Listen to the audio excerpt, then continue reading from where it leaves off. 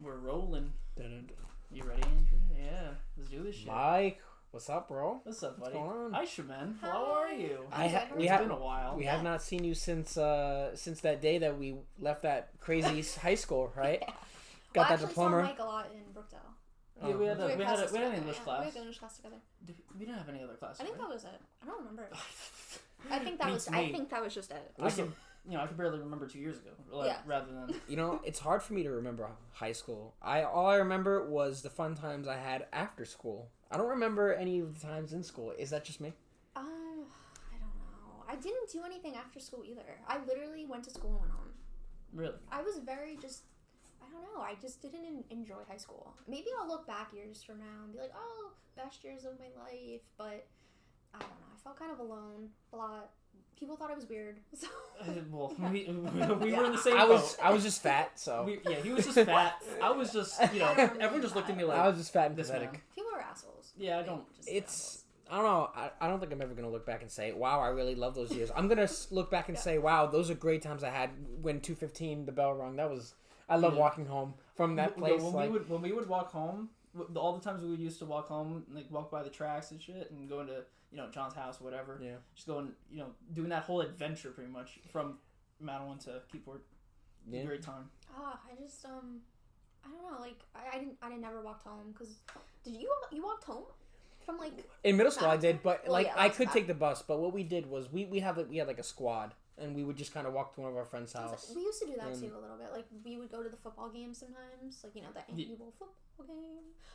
We would just go to we'd walk to like Starbucks or something, or like 25. Well, when it was 25 burgers, Oh, that's yeah. the burger shop. Fuck that. Always be 25 burgers. So we would walk there, and then we'd walk back to like the high school when the football game started and all of that stuff. So I guess like those memories are nice, but overall I wasn't good in school. Like I just didn't care about it. So my grades just sucked. And I was like one of the lowest people to graduate our class. Really? What Yeah. like grade point average Grade wise? point average, I don't even yeah. remember having a grade. I just remember that. I don't remember honestly. having a grade. I remember saying, "Get the fuck out." You at one point you were every single grade in the high school. At one point. Yeah, because I was held back at one point, and then I had it was weird. I was counted as like a senior, freshman, juniors. Yeah, you were you were a sophomore, junior, and senior all at once because pain in the ass. It was just a rough time. Just being a rough time. Yeah, I almost did not graduate by like 2 points in my senior math class. Like almost failed. Almost. Yeah, I failed math 3 years in a row. Really? Yeah, I joined the club. I had to do summer school, freshman, sophomore, and junior year of high school. Y equals mx plus b is not my strong suit. Yeah, I just hated school. I hated it so much. I hated getting up. Freshman year was the worst year of my life. Not a morning person. Yeah. I just hated it. Like I would purposely miss the bus. Like I think I was I was just depressed. Freshman year, so depressed. And then, like kids would make fun of me. Like it was terrible. It was terrible. Well, I think you're in luck because I see a lot of people from our high school. That's some of them are just really depressed now, or back then they would be like little bitch, but now they're kind of little bitches. Yeah, so, the people that pick on us now they're just even I'm not losers. trying to pick on them. I think everybody in our grade thought by now they'd be like millionaires and stuff, and we all thought that would be the shit, and no one. Like pretty much probably maybe 10 or less % has actually moved out from their parents' houses. And yes, that does include, that includes us. A lot of people have stayed in Madawan. It's pretty crazy, yeah. I think it's financially hard to even get out of the area, so... Yeah, it's pretty sad. Everyone's just living with their parents. I still live with my parents, so, no judgment, you know what I mean? No, it's hard not to. Yeah, and if you hated, your high school days, and you're always in this area, and you feel like you're trapped in this area, it's going to be hard for you to get out and see the other places of the world where you actually might do a lot better. Yeah. There's a thing about, I feel like, with the Madawan people, it's just no one leaves. Yeah, everyone is just stuck here. Yeah, it's like the same old people showing fun of the ShopRites at 2 a.m. And the people that there's even people that work for even the school districts and stuff. They live in Madawan. They literally have lived in Madawan their whole life. What was a good? There's a gym teacher that has literally lived here his whole life in Cliffwood. I think he even lives in Cliffwood Beach. I don't remember his name though. Oh, Alaska. I think so. Alaska, yeah, my mom is from here. My mom went to Madawan. My mom graduated in '92. So so she's been here probably. She moved into Madawan when she was 7, I think. But she lived in Sayreville before that. Oh, you know which what I mean? is, same kind of area. Same kind of area. Move down the road. So, yeah, my mom, and she's lived in the same house. Like, the house I live in now is my mom's childhood home. So, you know what I mean? That's pretty cool, though. I mean, it's kind of like legacy, right? Yeah. I don't think there's a problem with people staying in their hometown. You know what I mean? I see no problem with that. I don't judge you, but I still feel like people should go out and travel more. Yeah. But, come back home. Just do whatever you want. You know it is for a long time, I've wanted to, obtain this house from my parents, inherit it from my parents or whatever. But now, recently, I've been thinking about, maybe just going somewhere else, just experiencing other, places far away.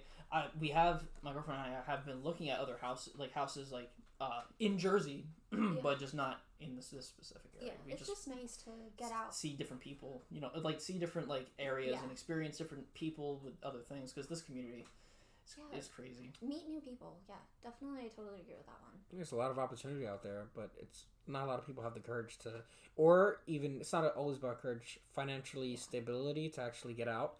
And times are kind of tough right now in our really country, bad. But I think we're all trying to make do with what we have, you know, because it's like a survival technique, right? We try to adapt to our area, we try to do what's best, and try to make the best of what we can. But what do you got going on these days, huh? Tell us about it. Oh gosh, well, I just graduated from Rutgers in May. Oh, good. There you go. Yeah. You escaped. I escaped. But I still lived at home. Did you? Well, yeah. I go to Rutgers. I'm still here. And you go to Rutgers? Yeah, I do the Brookdale thing. Oh, I didn't know that. Awesome. Yeah, he's incredible. That's he's awesome. the college version of homeschooled. Yeah, pretty much. It's ridiculous. No, but I couldn't do the I wanted to do the Brookdale through Rutgers, but I couldn't do it because I was an English major and they didn't offer it, so I had to go there. What majors did they offer it for? For business management, journalism, journalism, and there's one for doctors. I don't remember the name of it, but it's something for medical. It's a medical one, but I don't remember the name of it. What was college like? Was it a lot better than high school? I did like college more than I liked high school. I feel like I'm gonna get shit on for this, but I loved Brookdale. I loved it a lot. I had friends there. Yeah, I don't really mind it. Yeah. But there's. I don't like management. I do not like the advisors, the management, because they screwed me. Everywhere. That is everywhere. But they just want your money. They don't care about you. They just want your paycheck. Oh, Rutgers is even worse than Brookdale. The financial aid offices. Don't even get me started. Good thing I'm not going in debt then. It's terrible, but I loved Brookdale a lot. I met some really great people there. I loved my classes. I loved my professors, and then, I was actually there for 2.5 years. Not the 2 years. So to take more classes to get my electives out of the way, so I didn't have to pay for them at Rutgers. So then I went to Rutgers, and I hated it. Absolutely hated it. I fucking hate that school so much. My first year, I got so depressed just because I was just in this new environment, and I didn't adapt to it well. And when you get to Rutgers, it's different. It is just, you feel like you're in an entirely different world because there's buses. It's 4 campuses. Yeah. And it's huge. It's like a city. It's like you're in a city. Yeah. But, I had to get used to the buses, used to just having classes, the same class twice a week instead of once a week. It was just hard, and, I just didn't like it. But then my third semester there, my fall semester of 2018, I actually enjoyed my classes. I took a horror class, Tales of Horror. It was actually really, really fun. That's, a class that I look back on, and I'm like, oh, I really, really miss it. I would go back to that. But overall, I liked college a lot more than high school. I was more outspoken and just, I felt like I could be myself there. What was the best parts of it? I've never actually, I've only been at Brookdale. I haven't gone to a 4-year college, but what was kind of the best parts about, Rutgers, for example? Okay. You were there for 2 years, right? Yeah, I was and there 2 years at Brookdale? I guess 2.5 at Brookdale. I was there for 3 years. I graduated a year late. We were supposed to graduate 2018. I still haven't graduated. Yeah, so I graduated late. I graduated in 2019. Well, most of us are. I mean, they promise you that you're going to get out in 4 years, but what they don't tell you is all these little goosebumps in the paperwork that basically are, and there's a lot of and obstacles. I think the whole thing was, I didn't know. When I went to Brookdale, I thought I was going to, major in communications. That was, my goal, and then I took communication classes, and I just didn't really like them. They just weren't for me. So then when I transferred to Rutgers, I became an English major, and that was something I was totally against. I was like, I'm not going to be an English major. I'm just going to be a teacher. That's what I'm going to end up doing. And actually, I really, really love it. And it was, one of the best decisions I've ever made.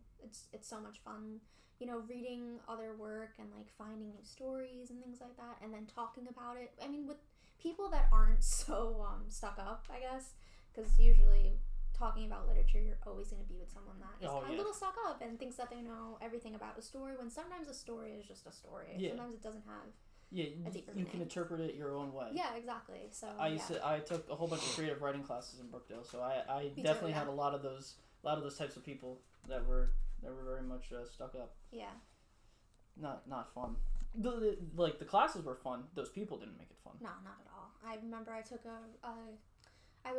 I minored in creative writing at Rutgers, and I had to take, obviously I had to take creative writing classes. And one of the classes you have to take as a creative writing minor at Rutgers is an advanced class. So I chose advanced fiction because fiction is more where my interests lie in. And I submitted one of my stories, and I've been working on this, partner writing this story for a really long time, and I really want it to be like a TV series, because it's so visual. It has to be a TV series. It can't just be like a novel, things like that. But I had one girl tell me like this would never ever be like a TV series, just because of how graphic it is and things like that. Like people like that, they just shit on you, and you just have to not listen to them because it was just terrible. It was really bad. People that shit on you, you should be using that as like fire to push on. That's because like my friend John and I, we wrote a story. You know that story. We wrote this story, and it was a huge story, and we were writing it to film for it to put on YouTube. This was like 2012. We wrote this. Yeah, high school. And we wrote this big story. It was this big thing. It was a zombie apocalypse type deal with some fantasy in there and stuff. And we loved it. And so like I took part of it and put it in in one of those. It was at one of those Brookdale things where you go to high school. From high school you go to the Brookdale campus, and they critique your work and stuff. Oh, I did that. I was with you. Yeah. We sat together. Yeah. Sorry. Okay. Yes. Yeah. Okay. It's all coming back to me now. Come back. But yeah, I wrote that piece, and they came up to me like in private or whatever, and they were like, yeah, this, because of how I wrote it in the thing. Of course, it wasn't going to be good, and it was something that was so super visual, very visual, and they saw this, and it was like, you're telling us too much. It was like, yeah, because it's supposed to be. I'm supposed to tell you because that's how it is. Yeah. But if I just wrote it better, it would have been good. But yeah, show don't tell. That's the whole. Show don't tell. Yeah, the whole thing. Some of the best movies show you, but and not tell you. Unlike a lot of movies that are coming out today. Oh no. So basically, you went from like trying to kind of like teacher wise kind of thoughts, right, into writing. Is that kind of how it went? I honestly did not want to be a teacher. I still don't really want to teach. Like, when I graduated, I took a job for literally a week. I had this job for a week. And I was assistant teaching preschoolers. I hated it. Yeah, to take the diapers? Yeah. Hated it, and I was like, this is not for me. Like, not that it was, I didn't feel like it was below me, but I was like, this is not what I went to school for. Yeah. You know what I mean? And I feel like a lot of people feel like that, but it was just like, I can't do this. And I was like, oh, maybe if I just do it for 6 months, get some money, and then just leave. I was like, I can't. Something was telling me, like, that first week, I was like, I can't do this. And I did get sick one of those days, and I couldn't go in, and I was like, that's a sign that this isn't for you. I was like, I just couldn't do it. But, I don't know, like, before I wanted to write, actually, I wanted to be an actor. That was, like, my big thing. I don't know if you guys remember, but in high school, we had the academies. Yeah. I was in the acting academy for all 4 years. So, like, I studied it really, a lot. And that was, like, my biggest goal. I was like, I'm going to be an actor. I'm going to go on auditions. Did you do any of the plays? No, I didn't do any of the plays. No, just because I hated all those people. Remember. Sorry. Wow. They were assholes. They were just assholes. I know. Such assholes. I know. But we did, I remember, and what got me into writing, I've always liked stories. I was always a big reader, but my main focus was always on acting. But for my junior year, I think it was my junior year. Yeah, it was my junior year, and we had to, my teacher was like, all right, you guys have to do a monologue about a famous person. You can either write it or you can go find one that's already, created and published and things like that. So I was like, you know what, I'm going to write it. I'm going to write my own. And I wrote one about Sylvia Plath because I was like really, really angsty back then, and I just like love her and whatever. So Sylvia Plath put her head in the oven. Okay. So what grade is this? This was junior year. Okay, junior. Okay. So she was a poet, you know, 50s, 60s, and she committed suicide by putting her head in the oven. So, oh well, that's not good. Yeah. So I had someone make me an oven. Like, it was really cool. Like, not that part. You get what I'm saying? Just like, you know, putting my head in an oven and just acting it out. And my teacher. No controversy at all. Absolutely no controversy. It was kind of sad in all honesty, but life's not always pretty.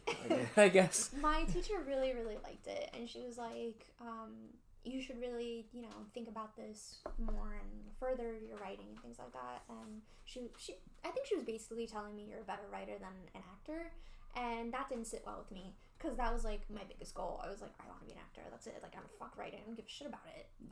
But really deep down, I was like, oh, I actually really like this more. And for a while, I kept putting it off until my second year, Brookdale. I was like, you know what, I'm going to take a creative writing class, and I'm going to take an acting class. And I loved it. Like, I don't know why. I think, really, I was meant to be, like, a storyteller. I know that's kind of lame and kind of cheesy, but it just runs in my family. My dad's a big storyteller. He was telling me stories from when I was a little kid. You know, like, it means so much to me. And I still love acting, but I'm not as passionate about it as I am about writing. So, yeah. I hope that answers the question. I feel like I rambled. No, I'm so sorry. That's exactly what you should be doing. That's what you should be doing. Okay, great. Go on. But I think that's good that you went through a couple of these experiences. Like, I like the particular one about when you were doing the preschool, because I think what we need to do in life is we need to try different things and see what works and what doesn't work, because a lot of people find their purpose in life and their passion in life through doing things wrong and failing at different kind of things. And through those experiences, we find out what we're good at and what our strengths are. And when we find those out, we find out what we like to do, and we find out what makes us feel great inside and what makes us contribute to the world, basically putting our dent into the universe. And so I think it's good that you went through that experience, because that was like a stepping stone into what you would become right now, right? It made me realize, I was like, you know what, I need to write. Like, this is my main goal. I can't do this. Like, it just wasn't for me. And the pay sucked. It was $12 an hour, even though it was full time. But for me, like, I wanted more than 12, because at my last job I was making 11. So I was like, oh, I kind of want to make, you know, a few bucks more than 12 I just want 50 bucks. an hour. I just like 50 an hour right now. I'm like 100 an hour, but yeah, that's a good start. You know what I mean? Not that I'm ungrateful, but I just wanted a little bit more pay than I was making at my last job. Like, I feel like a lot of people, depending on what it is, they feel like whatever they're being paid is just not worth what they're doing. No benefits, and I was there. Oh, really? Yeah, no benefits, and I was going to be there full time, 9 to 5, 7 to 3, 7:30 to 3:30. And like, I was like, this isn't worth it. I can't do it. I just can't do it. I need to find something else. Well, here's the good thing that you did, is that you left. Yeah. It's because and you left in record time. Yes, that's right. A week. We see what usually happens, and I find this very common at the place that I work at. I won't say it on here because I'll get fired immediately. There's a lot of people that work in the store that I work at, and I see a lot of quite frankly, I see depression.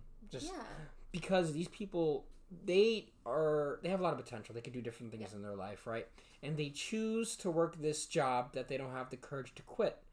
So when you work at a place your whole life that you have no genuine desire to work at, you end up, not only you resent the area that you work at and the environment that you live in, but you also start to resent yourself, because you're mad at yourself for not taking the step to leave that place. Which is why I think leaving, it is, it's not always easy to leave a place, but it's the best thing to do. Yeah, I had that experience with my last job.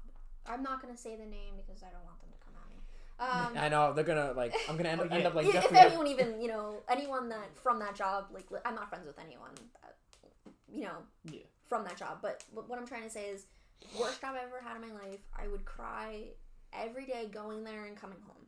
Sounds like half my coworkers. So hated it. I was just filing. I was just doing simple filing work at a construction company, and I needed a small gig while I was going to school. You know what I mean? Yeah. So hated it, and I finally just gained the courage because I got into a fight with someone not there outside of work, but she brought the issue into work, and I was like, all right. And she was like, I'm not going to get into it. Sorry. They want you to. They really want it. Maybe when we turn it off. They want the story. But, no, I just gained the courage. I was like, I quit. I'm done. I put my 2 weeks in, and then I was out of there. So all it takes is one trigger. Yeah. One trigger. And I was like, I wasn't even there a year, though. I was there for like 8 months. At worst job I've ever had in my life. And nothing, that's why if I have a job I don't like, I'm like, I'm not keeping it. Because I've already been through all of that crap. Where it's like, people treat me like shit. Like, I used to have files, like, just thrown at me. Like, I was just fucking nothing. Like, you were trash. I was trash. Wasn't invited to the Christmas party. Like, it's just shit like that. They didn't invite you to the Christmas party?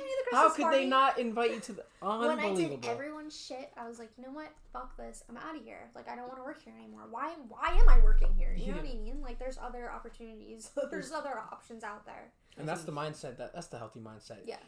Abundance mindset, as it's called. It took me a while to get to that place, though. Like, it's not easy. It's not easy at all. I think we're kind of conditioned to accept what you have and like it. Just be grateful. But what if we want more than just the average 9 to 5? And I think there's greater opportunity. Yeah. You have to, if you don't feel you're in where you're supposed to be, you find it. Exactly. That's what you got to do. Definitely. So you started this magazine, right? Yes. So tell us about that. Okay. Go into that. Like the origins, the secret origins. Okay. So I co-founded Emotional Alchemy. It's a mental health magazine. Mental health magazine. Okay. Mental health magazine. With Pat. He was working on this other magazine. Do you guys know the story at all? Not really. No. Not the whole thing. Should I go into it? Hell yeah. Definitely. Yeah.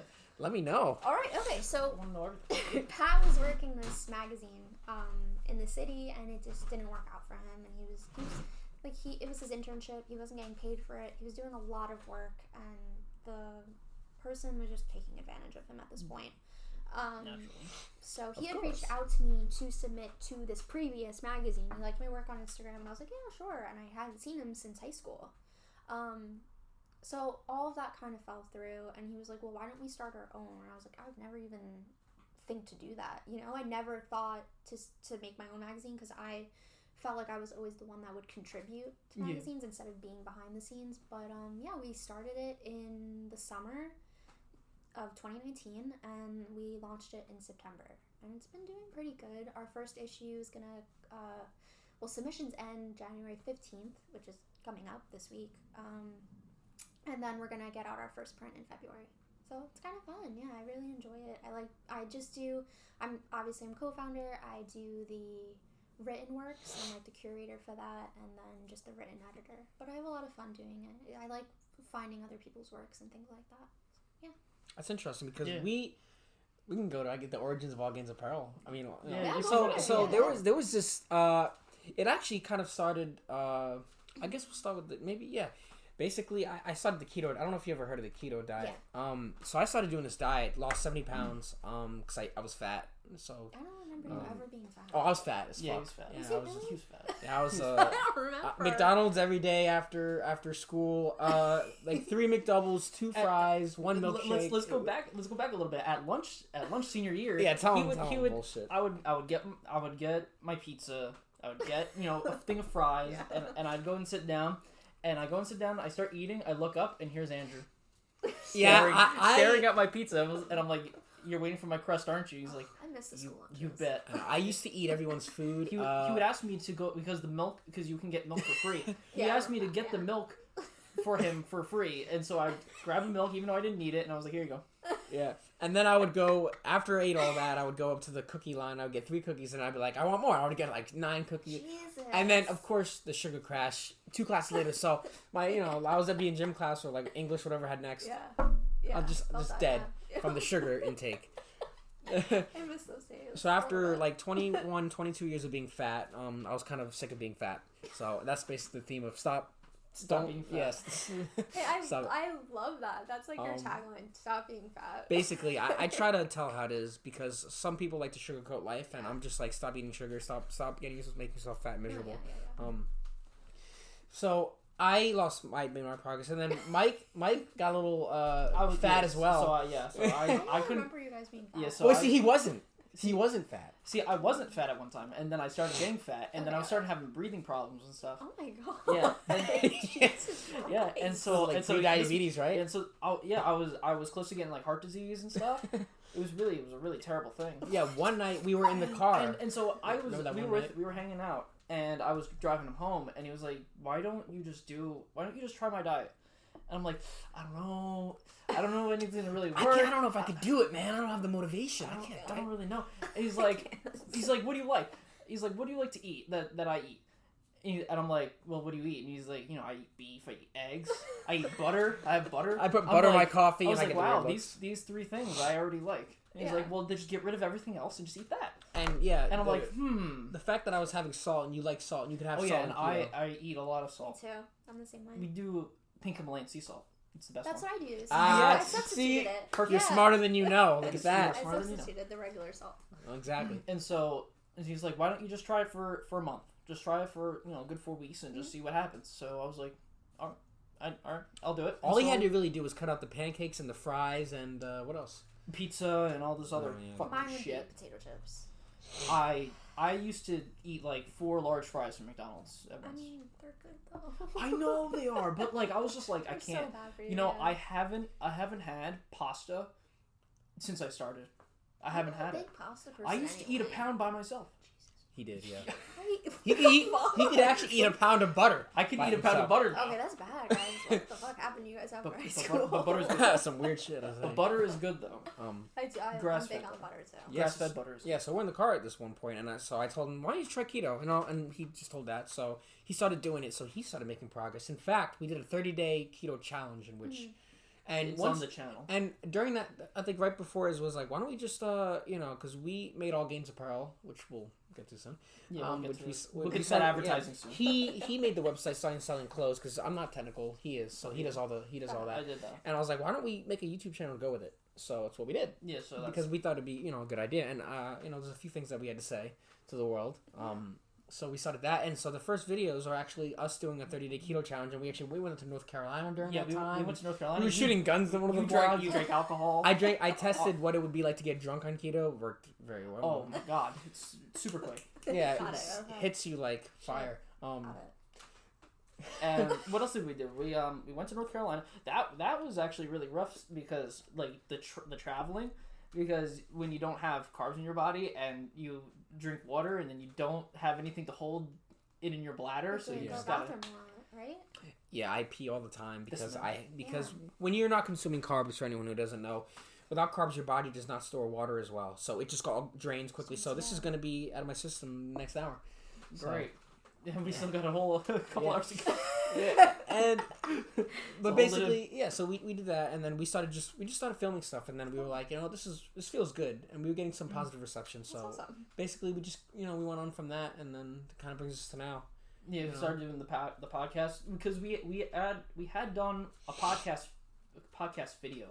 It was a style because we had a friend. Her name is Allie. She's been on our channel before, and we had her do the diet as well after I had already started, and she lost like 80 pounds, 90 pounds. She did. That was a big difference. Yeah, and she looked great and stuff. So we were like, hey, come on, we should talk about it. And so we had her on the channel. We had her talk about like her experience and stuff and how she felt and everything. And then that was kind of like the seeds to what the podcast came to be. I love that. That's so cool. It's very inspiring. Yeah, and you're the same way, I could tell, because everyone, no matter who they are, we all have something to say. And a lot of people are afraid to say what's on their mind or what the message they want to promote into the world because they're afraid of criticism. They're afraid of what their family and friends might think of them. They're also afraid they don't want to mess it up, and they don't want to go against the grain. They don't want to be that guy to be that person. So in a way, you're already going against the grain. You're already speaking your thoughts. You're already in a way, you're kind of rebelling because most people do not want to say a lot of things. Yeah, the things that shouldn't be said. Tell us about some of the things that you write in your magazine. Right. Yeah, we're going there. Let's see. That's right. In my magazine, I submitted 2 pieces so far in my own magazine with Pat. Emotional Alchemy. We have a name though. Yeah, what's the name? Emotional Alchemy. Okay. That's all Pat. Pat came up with it. I'm terrible with titles, so gave that all to him. I like the title. Yeah. I like it too a lot. Everyone really likes it. I think it sticks out. But I submitted a short story for we had a series. It was like a hauntings series. So I submitted a short story, Every Man Gets His Wish. It's about a biker. I'm sorry. I always giggle when I talk about my work because it's embarrassing, like, sometimes. So it's about a biker who loses his eye. He gets his eye cut out. Word. Yeah. And I think it's a lot like Beauty and the Beast. I didn't necessarily. It has that Beauty and the Beast vibe. Yeah. It has the Beauty and the Beast vibe. That's fine. But I wrote that, and then we did a How Would You Describe Your Personality series, and I wrote a poem just about my personality. I bulleted it in like 6 points. But I don't know. I just gravitate towards. I talk a lot about femininity and like the dark sides of it because I think a lot of people think, femininity is just this flowery concept of like, falling in love and becoming a woman and all of this, but we don't ever talk about like the dark side of it, and it's kind of gross sometimes. Yeah.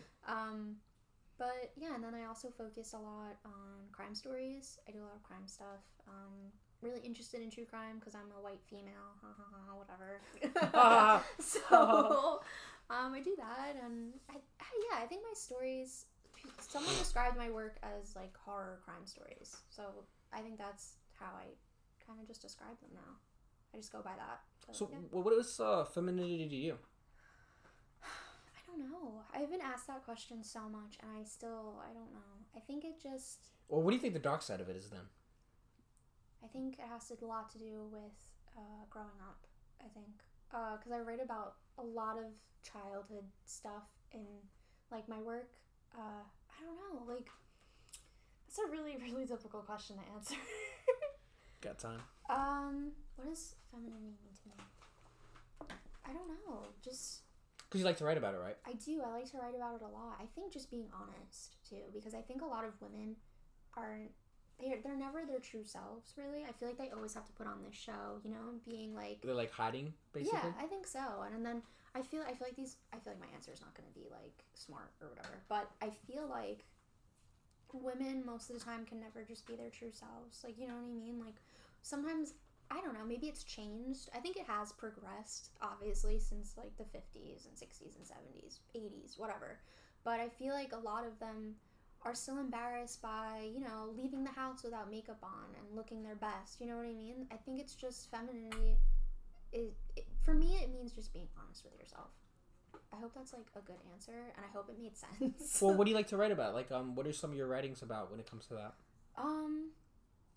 Well, I focus more on femininity, like I said, growing up through childhood and things like that, and I just talking about, like, menstruation and things like that, and, like, how we don't really talk about it that much, like, it's still kind of shush, but I don't know, and I feel like a lot of people think when women get their periods, it's like, all right, you're a woman now, and it's just this grand thing, but for me, it was, like, really gross. I hope I'm not, like, getting too personal. No. Is this okay? Absolutely not. No, okay, cool. This is fine. This is all Gaines' mindset. This is... All right, awesome. So, like, I got my period 4th grade. I was 10 years old. We did not discuss this yet. I had no idea what it was. Well, they don't discuss that until, we didn't like... even get to... We 5th grade. Yeah, 5th grade was when we had that thing, right? I'm a year ahead of everyone. And I don't know what the fuck's going on. I hid it from my parents, well, mostly my mom. Me and my dad, dads and daughters don't really talk about that kind of stuff, but they should. But yeah, I hid it from my mom for like a week. I thought I was dying. Yeah. No joke. I really thought I was gonna die. But I always look back on this and I'm like, okay, you thought you were gonna die and you didn't tell anyone? That makes no sense. Tell me it doesn't make sense.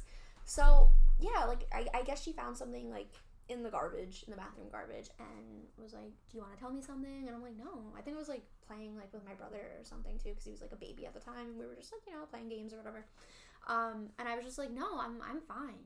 And then she was like, are you sure? And then I bawled my eyes out, and I remember her hugging me and being like, it's okay, you're a woman now. You know what I mean? Like, it's just, I don't know, it's just gross.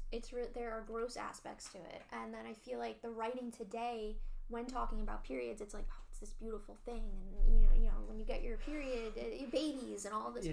but there are still gross aspects to it, and it's scary and it's traumatizing. There's that one line in one of your things where it's like the red from the panties or whatever. I was like, oh my god. Yeah, because that's what it's like, and I feel like we don't discuss it. That's true. That's literally true. Yeah, it's that's what gross. I like about that. There's a lot of uncomfortable truths that that people don't want to discuss, and especially like on the internet, like people are afraid once again to come out and say certain things. In a world of technology and the internet, how it's progressed, fucking internet. That's what I say all the time, because the internet is just so it's beautiful, but it's frustrating, and it's causing there's a beautiful side, and then there's like the dark side. Yeah, there's a dark triad side to the internet, and there's also a dark web, but don't go there. To go into that. Don't go in there, okay, please. Fine. All right. No, it's okay. Maybe we did. Oh no. Maybe maybe the one needs to know. Have you guys been on it? I've seen things I should not be. I've seen things I should not have seen on the internet. Let's just say he's seen a site. I've seen a few sites. All right, we will talk about this after. Yeah. I need to know what you've seen, because I feel we can talk about it right now. I feel so bad. If you want. Well, because I'm into this. Let's give the viewers what they want. They want some bullshit. Go for it. Let's go for it. This will help with my stories. This is All Games podcast right now. This is why All Games podcast. Yeah, we're here to win. We discuss uncomfortable truths. So anyone who doesn't like to hear stuff from the fucking internet, please just. This thing has destroyed my brain. Yeah, let's go to rated R. The site that you're going to talk about is going to destroy my brain. You saw it too? He's shown me. It's just one of many websites. Okay. He's shown. All right. Okay, hold on. Does it have to do with children? I haven't seen any children on this particular website. No. Okay, then we're good. Let's keep going. Okay, so there's this one website called bestgore.com. It's literally, it's bad when because when I first went on this website, the whole page was like styled in black. So I was like, oh fuck. You're into I went, and it was daytime mode, so there was no nighttime on the phones yet. So it was called bestgore.com, and it's basically a collection of videos and pictures that have been like people killing themselves, people murdering other. I'm being real. This is real. This is part of the dark web. Yeah, basically people murdering each other and killing themselves. Like snuff films. Yeah. And even like news footage of people blowing like with bombs in like other countries and and the blood is there. Like it's all like it's there was real. The one that one that you showed me of the guy on Facebook Live, and people were viewing it and liking it, and people were liking it, and you just saw the things. So oh my! Yeah, there was this one video that destroyed my mind. Yeah. I was like, oh my. Yeah, God. This is definitely not for children now. Oh, definitely not. There was one video because I was at work at this one time, and my friend he came up to me and he's like, "Look at this website." I didn't know what he was talking. So he showed me this website.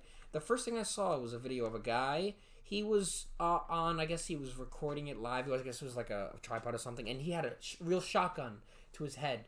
And he was like, this is for everyone who said that I'm a piece of shit, and maybe I really am. And he blew his brains out right in front of the camera, and you see the blame, like That's just like terrible. you see, and it was like real shit, very graphic, and it was many videos like that. There was like another video of someone, I guess it was in like I forgot what country, another country, and he had like a C4 or something with him, and he went into this group of people, and he blew himself up in them, and you see. And it's like, what the fuck is wrong with people? That's what I'm saying. I know. And like who even creates this website in the first place? And like the Facebook Live that he was just talking about, in this one Facebook Live, it was a guy. He was speaking another language from another country once again, but he was saying something, and people were watching Instagram Live, and there was a lot of likes going on too. I was like, why are you liking? Who's liking this? I was like, why? And on camera he was like, he was speaking some other language, and he once again shoots himself. There's stuff like that, and it was also like murder. Like it was like a street capture video. And someone, some guy randomly just shot this girl from, I don't even know why. He just shot her and like really graphic. So like there is a dark web out there, and I did. I have one character in the show that my partner and I've been working on, and I think right now I've been working on it for a while, and she's kind of like a snuff film distributor. So she's always the person that gets the people to make the snuff films, like to kill the person in the movie. Okay, anyway. We're going into this. Well, it's too late now. So, we're going to the dungeon. Yeah, I had to do a lot of research on snuff films, and they're so fucked up. They're disgusting. They're fucking filthy. They are disgusting. I watched this documentary about snuff films, and just, oh my god, just the things that I learned about. I didn't see them, like, You clearly saw them. I did not see them. I don't know. I've not been on that website. But I can't bring myself to do it. Like, I know that I'm going to see something on there where I'm just going to be like, okay, I can't fucking forget about it. And, like, I think writing about it is enough. You know what I mean? I'm just like, okay, I write about this. I do the research on it. I don't need to actually see it. Because, like, I already know what goes on in the movies. I already can see it. I don't need to actually see it with my eyes, you know? So, fucked up shit. The uncomfortable reality is that things are happening like that in the world, whether you see it or not. And the truth is, I think the internet has brought it to light. We see things we've never seen before. Like, I mean, before TV, back in the 60s, like 50, when TV really got popular, no one really saw World War One, right?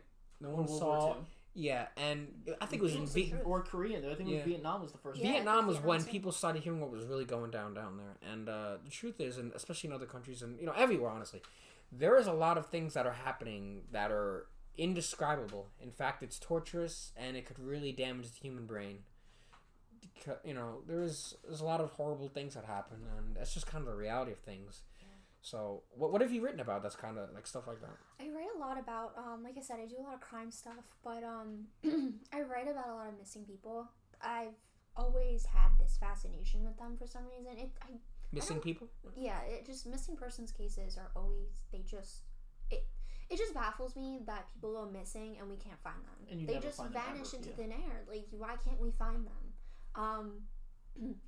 I wrote a poem about Tara Calico. I don't know, maybe you guys have heard about this case. She is the Polaroid case. When was this? This was in, what year was it? 80s, I think. But she's 80s. Still missing, but I do think that she's dead. Yeah, probably. That is just my opinion on it, though. They found a Polaroid. So a woman found a Polaroid in a parking lot. It was just laying on the ground. And it's a picture of this boy and girl, and they have duct tape covering their mouths, and they're tied up, and they're obviously in a van. So a lot of people thought it was Tara Calico. So I don't know, I was just always drawn to that case. It always creeped me out. But you can find me for hours on like the Reddit tab of like missing persons cases. I'm always researching missing persons cases because I don't know, they just really stick with me. I think it's just crazy that either the police aren't doing their job or they're hiding something, but I just find it baffling that, like I said, people just vanish into thin air. I don't know. It just keeps me up at night for some reason. There was it's really funny because there's someone I knew, that knew someone that went missing, and she told me the story about like how, they would talk about how like we're on the grid, and we're being controlled and stuff. They were talking about all these crazy things, and like he didn't want to be controlled anymore. So there was one day where they would go to this lake all the time, and like it was, I can't remember the name of the lake, but it's by where the Goethals Bridge is. I think I know what you're talking about. And so there was a time where they were supposed to meet there. They usually always meet there at a certain time, whatever. There was one time she went there, just saw his shoes. Oh, that's really scary. I just got the chills. Yeah, and he jumped into the lake. They checked the lake. Apparently they checked the lake. He wasn't there. So she thinks that he went off the grid and just his shoes? He left his shoes. He left his phone. And that's it. That's all he had. Do you think he got ran over or something? I don't know. But like, and that was like she said that the person went missing like 10 years ago. That is fucked up. And she has not heard from him? Oh, I got the chill. See, like it's shit like that where it's like the person wanted to get off the grid. He could have went off the grid and no one would know where he is. Or worst case scenario, he ended up dying. But crazy. That kind of stuff is crazy. Yeah. Holy shit. The things that people will do. Yeah. Seriously. So you you write crimes about that? Like what kind of things exactly? Like mostly like, so I just finished my first book, and that was just a poetry and prose collection, but my next book I'm like doing research for it right now. It's about the characters from the show that I'm working on. It's two brothers and one sister, and they all share the same secret, but they don't know that they all share the same secret. It's very like hard to explain. That's interesting. But the oldest brother is a detective, and then the middle brother is very, I don't know, he's bad news. He's bad news. He gets into a lot of trouble. And then the youngest sibling is Taryn, and she is, you know, just going through life and things like that. She's my baby. I would do anything to protect her. I know it's kind of weird because she's not real, but she means a lot to me. I worked on her for like over 10 years, so really, really, really passionate about her character. But so I don't really know what's gonna happen so far, and I don't want to give like too much away. Sorry, that was my phone. But so I feel like I'm gonna give everything away. I used to, like, you don't have to go into, like, the crazy events. So they all share the same secret about a missing girl. I'm going to leave it at that. Okay. So, yeah, like, Taryn finds her body at a lake. And this is in the second book, or this is the first book? This is going to be my second book. Yeah, I actually wanted to ask you about that. What's the process of making a book? How does that go? Like, physically making it, or, like, the story? Both. Like, both? Everything. Okay. Everything. Okay. Jesus. All right. So, I went through... All right. So... After I graduated, it was kind of like one of the worst but best summers of my life, I guess. College? Yeah, when I graduated college. Right. So this summer that just passed, I lost one of my closest friends. Like, we're not friends anymore. I don't know if we're not friends anymore. It's just a weird situation, and it really sucked. Like, we kind of did everything together. Like, I would run errands with her. Like, that's how close of friends we were. I don't want to say the name. No, I just think have you ever gone to the bar with this person? Yes. You know. I think I do. Yeah. So, oh my god. Yeah, it really sucks. Like, it hurts. I miss her a lot. But I think after that, I was kind of just like, okay, I need to finish my book. You know, I was like, you know, fuck it. I gotta put this energy towards something positive. You think you guys are ever gonna talk again? Maybe, I don't know. I reached out to her and I didn't get a response. So, well, I'll give you credit. You tried. You know, yeah, I tried. Sometimes friendships don't work out, but you know what that means? It just means that other friendships have the potential to become stronger, right? Yeah, it sucks, but I mean, I tried, and I'm just leaving it at that. I'm not reaching out again. She doesn't want to hear from me, obviously, so I'm gonna just leave it at that. Yeah. But I was like, fuck it. I just gotta finish my book. Jesus Christ, who the fuck's texting me? So I had to finish my book, and like I was like, I'm gonna start with a poetry collection because that's really hot right now, you know. And I've been writing poetry for a while, and I was like, let me just write a poetry collection. Let me just get it the fuck out. So I did like 30 pieces, and it's like poetry and then like little prose pieces. Like, I don't know if you ever see on my Instagram, I like post a picture and then I have a story underneath. Those are like my prose pieces. Is that your favorite form of writing? Is through poetry?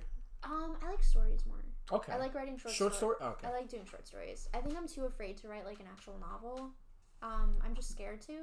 It's just daunting. I think it's really a process. I think it's actually really hard. It's like so many pages, and I'm like, I don't even know if I could do that. And it's not even like, because I've always wanted to write a novel. Yeah. Like, I've always never really cared about how long it is, as long as like if I'm able to get my thoughts properly in multiple sessions. That was my problem, because I feel like if I sit down and do it and start, and then I go and leave after I'm done, my mindset is completely different when I come back. Yeah. And so like, and then trying to start again is so hard.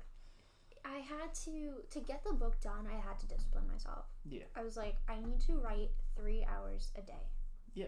I gave myself weekends off. I was like, okay, weekends I need that to myself to come back, because I write such dark material. I'm like, I can't have my head there all the time, because there have been cases where I'm like, I don't want to do anything. I'm sad and I'm depressed and whatever. But I had to discipline myself to write 3 hours a day.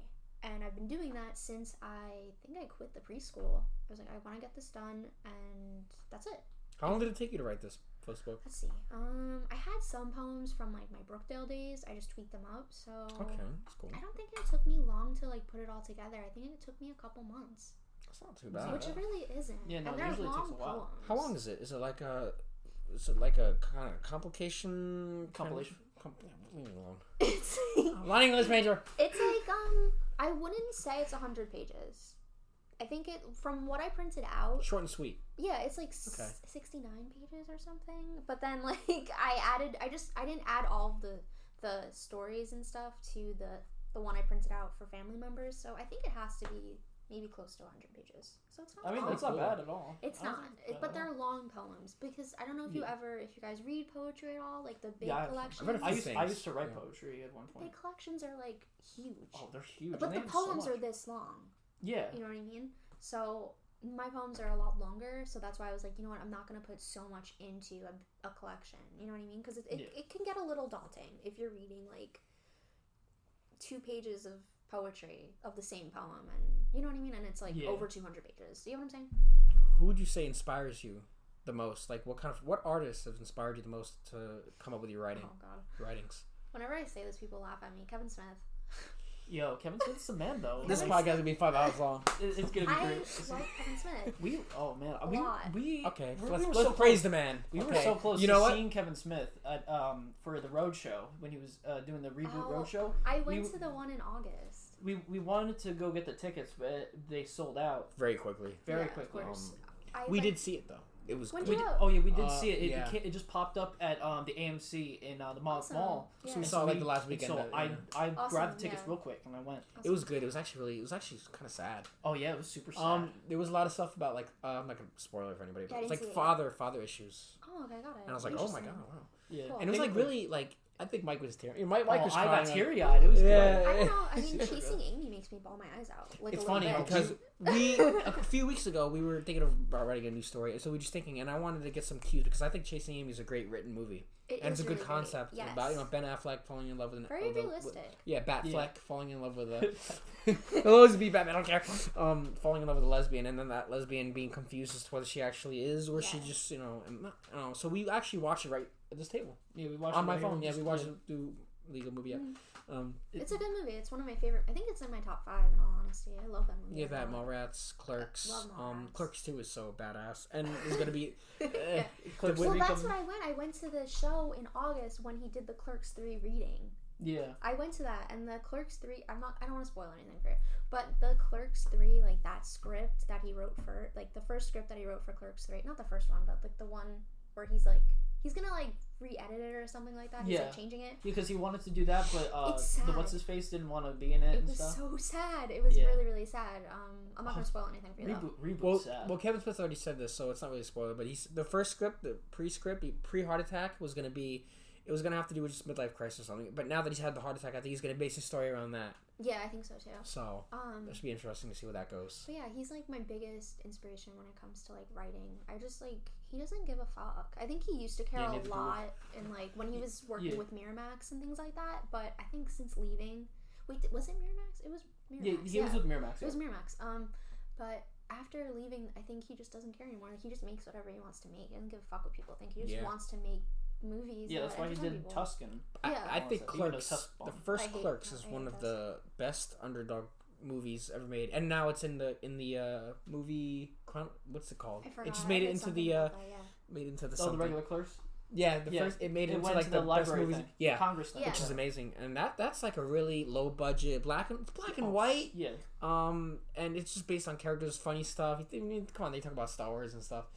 Yeah, Jay and Silent Bob Dancing at night. It's just like, and he literally did that. It's while original. He was working. Yeah. It's original. And he literally made that movie while he was working overnight, like at his job. That's dedication. Like I really think he doesn't get the credit that he deserves because he doesn't make these like beautiful movies. And he doesn't even want. He doesn't even want to. Yeah. So you know what I mean? And I totally respect that. Well, he's an actual good artist. Yeah. Like I also really like the when he directs. I think he directed a Flash episode. Yeah, I heard about that too. Apparently that was really good. I don't watch the actual show, but I heard the episodes that he would direct for the Arrowverse stuff is phenomenal. And then he would even still have Jay Muse and him play his characters. That's sweet. It's great. I don't know. He's just very humble and he's just fun. You know. Oh yeah, he's a fun dude. Yeah, he's super humble about things. He's vegan, but that's another thing. But I know he had to go vegan because his daughter was vegan, and she got him on it because he had a heart attack. I do think it's sweet though that like they do it together. Yeah, you know what I mean. Oh yeah, and those two together are funny. Those two are great. I truly do love their relationship. I think it's so beautiful. Yeah. I love that he named her Harley Quinn. Yeah, I love that too. I think it's really cute. But What else? What else about Kevin Smith? Do you've seen every Kevin Smith movie? Yeah. You've seen except for Reboot. I didn't see Reboot. Yeah, I didn't see Reboot. Oh, I'm gonna get it on DVD, and so maybe we'll all watch it because I started to cry. I mean, I cry at like everything, so well, wouldn't be a surprise to me. I mean, yeah, but I the only things I really cry about, like in movies like that, is if I've been emotionally attached to these characters, like Star Wars. Oh, and especially because Carrie Fisher passed away a few years back, and I saw her in The Last Jedi.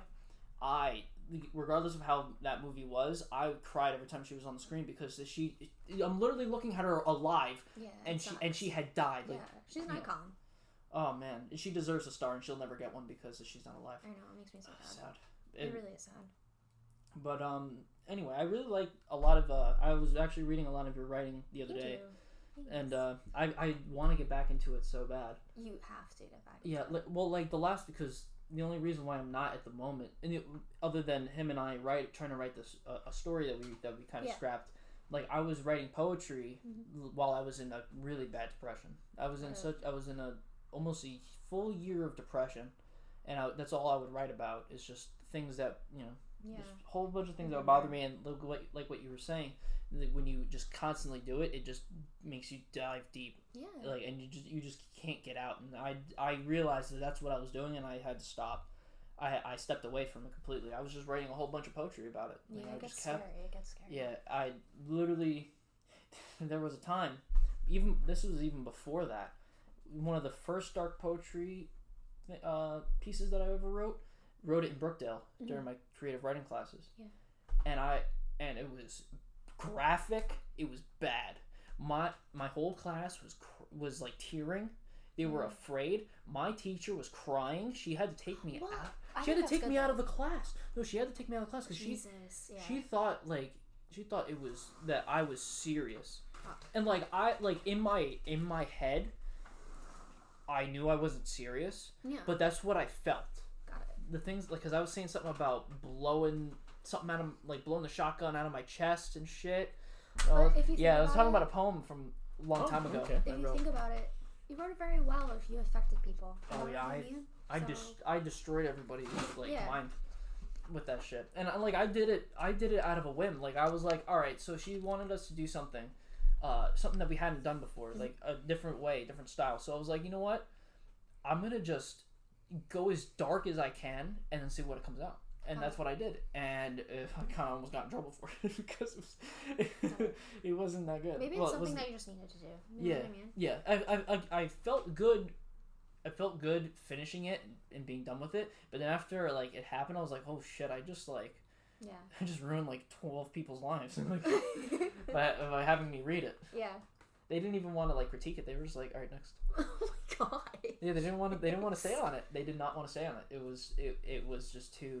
It was too. But always dark. stick to that. Always stick to the honesty. Yeah, that's what I have always done. But I was getting down there so much, I had to stop. Being honest is the best way to live. That's why I look at it. Yeah. I've learned that the hard way. So. Same.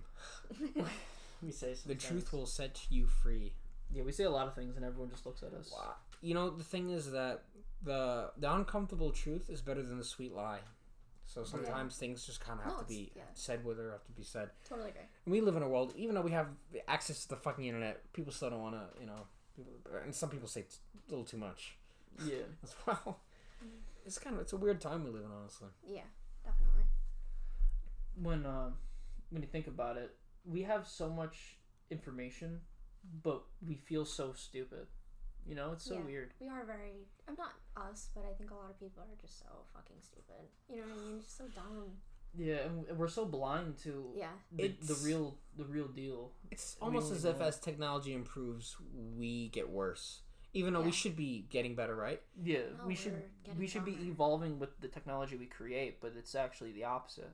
Yeah, it dumbs us down, I think. It's like when these kids I see on they don't really interact a lot anymore. Mostly people pay attention more to their devices than they do each other, right? Yeah. So that limits social skills, right? Yeah, definitely. You hear anything about that?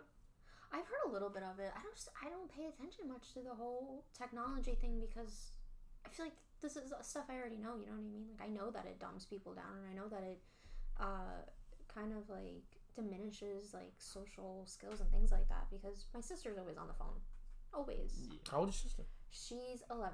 So like. Yeah, you know what Yeah, they're friends. That's right.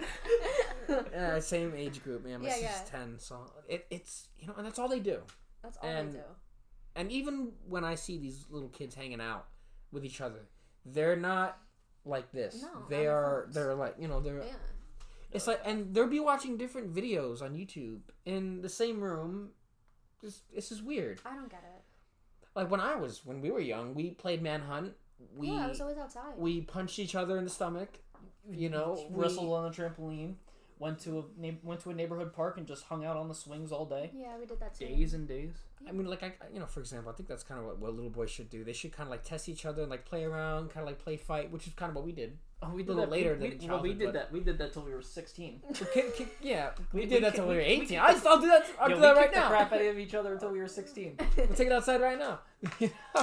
Let's go back to Man 1 Fights 15. Yeah, old stuff. That's the old school. No, yeah, I was always outside too. Always. What'd you do? What did girls do? I mean, I know what the little boys did. What do these girls do these days? Back in the day, before Facebook, before YouTube. We used to make like my one friend. She used to have like sand in her backyard for some reason. I don't know why. Good. Not like a sandbox. Quicksand. Good. You can play the quicksand game. Just sand. And then we would just make like little cities with the sand, like with That's cool. Yeah, it was. So like when you went to the beach, you made like the sand house. You create. With like our Barbies, like we were big on Barbies and like Barbie doll houses and things like that. Yeah, kids today don't really play with toys anymore. Even like I see like 5-year-olds, they're just given phones now. The parents are just like shut up and just go on your phone. I mean, and no one reads anymore either. Which, like, I don't see a lot. We've been trying to get back into reading. Yeah, like when I'm at work, I bring a book with me, to when there's like nobody around, and I'll read.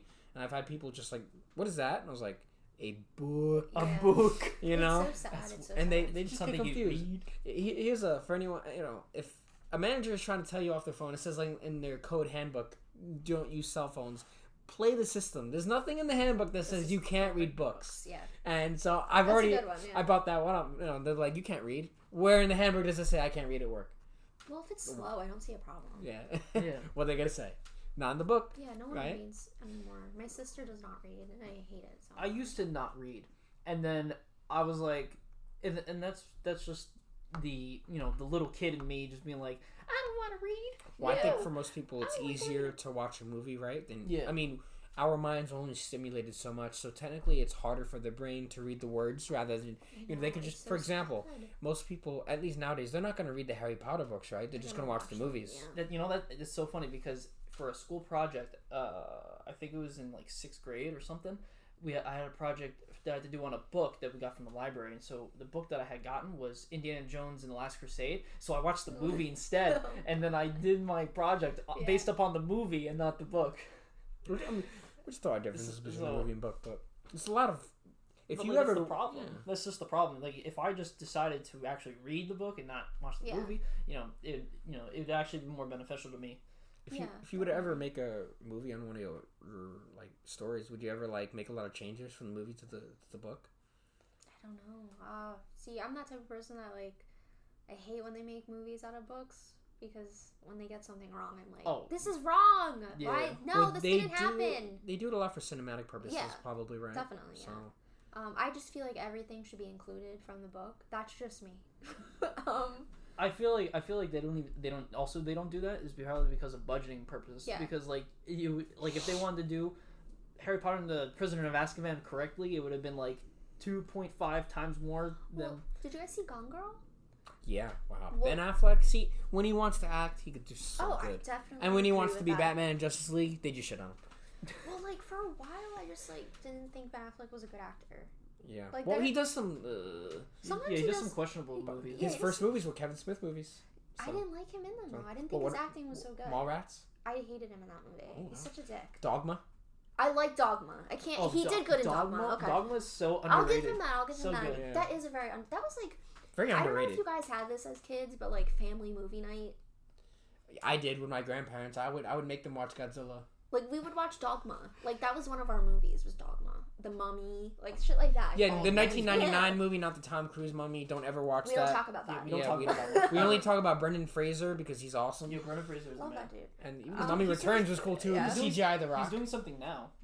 Brendan Fraser. I don't know what he's doing right now, but I like him a lot. He went through a lot. He went through a lot, too. What were we talking about? What was the question?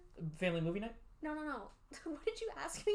If I would want any of my things to be Oh, movies? yes. Yeah, if you could adapt, would you adapt any of your stories into like a movie? And like, would you make a lot of changes to that? Because I know, like, for the biggest that I can think of, the biggest example of a book into a movie, probably The Godfather, right? Yeah. Good book into one of the best, probably best movie of all time. Yeah, I mean, Part 2 is considered one of the greatest movies ever. Yeah. I think so, just because, like I said, they're very visual, so I think it'd be really nice to see, them actually do it. Yeah. Would you ever act in it? Yeah, definitely. One of your stories? Yes.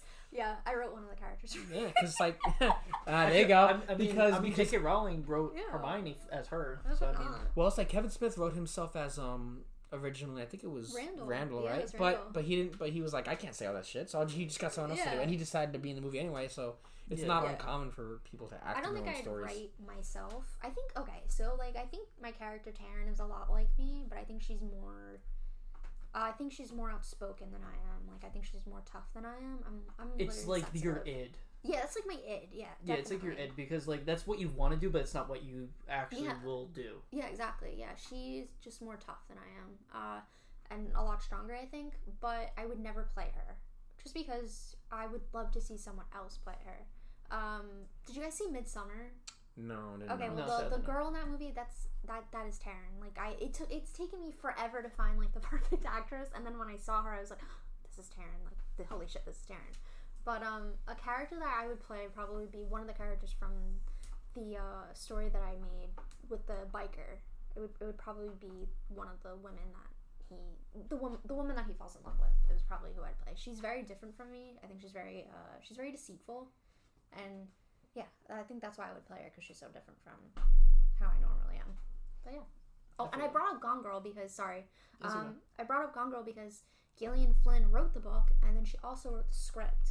And it's the same. It's the same. It's the same, and that's what I love about it. That's what the movie industry need to do. They need to have the author of the book write the screenplay. Yeah. Yeah. Side note: I love Neil Patrick Harris in that movie. Neil Patrick Harris. Jeez, he got it rough. NPH. I loved him in Harold and Kumar. He was so good. I love him in Harold and Kumar. I love Harold and Kumar. Guantanamo Bay is so funny. Oh my god! I don't care what anyone says. Shit's funny. I love them both. Great. Yeah. You're right there. Dropping stuff. It's late. It's been a long day. I bet. I got up at 5 a.m. this morning. Leave me alone. Did you? Shit. Yeah, this is for once I didn't wake up. I didn't even get to take a nap. I'll be moving all day. For once I didn't wake up early. Normally I always wake up at like 9 o'clock or like 8, 9 o'clock and start my day. Today I just didn't. And so it hurts. I routines are a good thing, and I love being in a routine, just waking up at the same time, me too. Getting up, doing things, getting things done. Because now that because I used to work in the morning, so I used to wake up at like 4:30 in the morning to be at work by 6 o'clock, to then come home at like 3:30, 4 o'clock, and then to start to do stuff during my day. And after working, you don't want to do anything. Don't do shit. Yeah, I agree. And and it sucks if you didn't sleep enough, so then you take a nap, and then you wake up and it's like 9 p.m. and you're like, oh well, fuck me then. Yeah, seriously. And so now that I that's why I'm also grateful that I'm starting to work 1 to 10 now, because now I can wake up in the morning, I can go to the gym, eat food, have my lunch or whatever, do whatever I need to do to get done, set up the upload the podcast and stuff, work on stuff about For All Games, and then go to work, get home from work, do some more stuff real quick, go to bed, and then start over again. I like routines. If I didn't have a routine, nothing would get done. Me too. What's your routine? My routine? Let's see. I get up. I work from home. I work for my dad. What do you do? He has a limousine car service business. Oh, really? So I just do. You don't drive the limousine, do you? He wants me to start driving, but I don't have it in me to drive. As long as it's not your gas, right? Yeah, right. But I just do secretarial work. I just work on invoices, emails, things like that. It's a the sweet gig, whatever. Pretty chill. So you could just wake up, do 100 push-ups, and then just go to work. Yeah, it's nice. So I wake up, do work, and then I do work for the magazine. I write for 3 hours. I read, clean, eat. It's just I like it. I'm not complaining about it. That's probably like picture perfect. Yeah, it's nice. Right there. What are you reading right now? Right now I'm reading, because I have to do research I was telling you I have to do research for my next book. So I just needed a little fresher on how to write a story, because it's been a while since I wrote a story. I usually just write poems. Yeah. And poems are shorter than story, like a short story. So I just had to go back to that, and it's just a book. I think it's called The Art of Writing. Things like that, and just it's like a refresher. Just I need to get back to those things. I think I have that book. It's like a Barnes and Noble kind of book. Yeah, I think I have that book. Yeah, because one of my creative writing teachers asked me, told my class to buy it. Yeah, so I have. It's a good one. Sitting somewhere in my room. I like it. It's good. I like that you mentioned that, because I think a lot of people we're not really researching stuff. Like, we have the power of the internet, right? But we're not using it for the right. Maybe I don't want to say right things, but we use it for kind of nonsense, right? Yeah. We have the power to learn stuff that no other generation could before. We have access to unlimited knowledge, right? Mm-hmm. And we choose to just kind of watch dumb videos all day. I think researching is something that we can literally utilize to our benefit, right? Yeah. So like back in the day, you had to go to the library, right, and just find whatever you could find, whatever topic you had to go. But now you can do anything with the power of the internet, right? Yeah. It's like when I wanted to find out how to lose weight, I would just kind of started researching, and when I wanted to know more, I would just go and search that stuff up. Using time wisely, and so. Yeah, I think when you're doing research and it's about something that you're actually interested in, it's fun. You're like, oh, this is kind of cool. You know what I mean? Yeah, and you want to know what you're talking about. Like you want, when you spread your message, you want to know that you know things about the topic you're talking about. Yeah, so definitely. you make time to learn, so you could spread your mission into the world. When I write my stories, I want it to be accurate. I want this to be believable. So I always if I'm if one of my stories takes place at a lake, I did so much research on lakes. You know what I mean? Did I need to do all of the research that I did just to describe a lake and the woods surrounding it? You know what I mean? I didn't have to, but I don't know. I was really interested in it. But I bet it felt good to do it, though. It did. It felt really, really nice, because I feel like a lot of people like the environments that I write about, and they're it's meadows and abandoned locations and things like that. So I always like to get them right, just so it brings the reader into the place. Are those your favorite settings, like meadows and? Yeah, I do a lot of lakes. I don't know why. I'm just very, very drawn to it. I think what really got me going with lakes is that I was cleaning out our basement, and I found my mom's dream journal from the early 2000s. And I was skimming through it a little bit, which maybe I shouldn't have, but I found one of her dreams, and I actually named one of my poems after it. It's an entry from June 28th, 2000. And she had a dream about this woman and her, and they're chilling at a lake, and the woman tells her that there is a woman buried in a car at the bottom of the lake, and my mom jumps in, and that's where the dream ends, to go and get the woman. And it's always just stuck with me. So I feel like that's the dream that inspired me to write one of my short stories, Miss America's Burning, and it's set at a lake, and it has to do with Taryn, and that story is going to be in my next book. So I don't know, it just always has stuck with me, and I'm like, I really want this place at a lake, but I try not to overdo it. So sometimes I change it up, and it's at a meadow, or in the woods, or by a river, things like that, ponds, swamps. Do you write about the supernatural? Yeah, I do. I do sometimes write about the supernatural. I'm mostly into like the ghosts and things like that. Are we ghost believers here?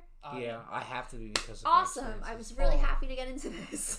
Well, I didn't want to bring it up. I was like, oh, should I no, bring it up before hell yeah. Let's do some ghost stories. Okay, cool. So before I was coming, I was like, oh, maybe because it has to do a lot with my writing. I was like, I can't just leave it out. You know what I mean? And I was like, oh, maybe they're not. They're gonna think I'm crazy. Whatever. Ghosts are real. Okay, they are fucking real. They are real. Okay, so I think Cliffwood Beach is haunted. That is just my take on it. I think ghosts are just everywhere in that town. That small, tiny beach town. There are ghosts just everywhere. That's just my take on it. Have you seen the where there used to be a pool by the seawall? It's it's chilling. It's creepy. Yeah. It's like it's haunting. Go there at night, like I do. I'm scared to. Yo. I'm scared to walk around early in the morning at night. Yeah, it's really creepy sometimes. Really early in the morning can be creepy sometimes too.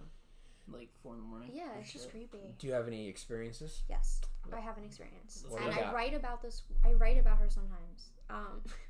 Okay, so I was really, really little, and everyone tells me you're just seeing shit. I was not seeing shit, because after this story, I'm going to tell you another story, and that's going to show you that I was not seeing shit. Okay, so I'm really little, I'm like 4 or 5. You know, you wake up early in the morning, gotta go take a piss, right? Yeah. So I get up, I go take a piss. I come back, and there is a woman standing in my doorway. Fiery red hair, and she's just staring at me. I got chills just thinking about it. Like, I still get chills about this, and it's almost been 20 years. So, you know, I'm a kid, and I don't know what the fuck I'm doing. I just go under the covers, and I'm under there for like a good hour. So finally, I gain the courage to pull them, you know, the covers down, and she's not there anymore. And I'm like, okay, I'm good, whatever. So, fast forward to me being 17 years old. I didn't see her, but my dad saw her. So, at my house, there's this big window in the dining room, and, you know, in the driveway, you can see the window. So my dad gets up early for work one morning, and, you know, he puts the keys in the, you know, the car, looks at the window, and he sees her waving at him. So he runs into the house because he thinks there's someone there. There's no one there. That same week, I was waking up every single night 3:00. What? That's the devil's hour, witching hour, whatever you want to call it. Yeah. Every single night, exactly 3:00. At 3 in the morning. 3:00. It was fucking crazy. She was coming to me in my dreams. I felt someone like trying to get into my window, my bedroom window. Shit was fucking freaky. I haven't seen her since. I mean, like, I think about her a lot now as I'm older, and like it makes me feel like from that time, since I was like 4 or 5 to up to 17, like, oh, has she been watching me this entire time? You know what I mean?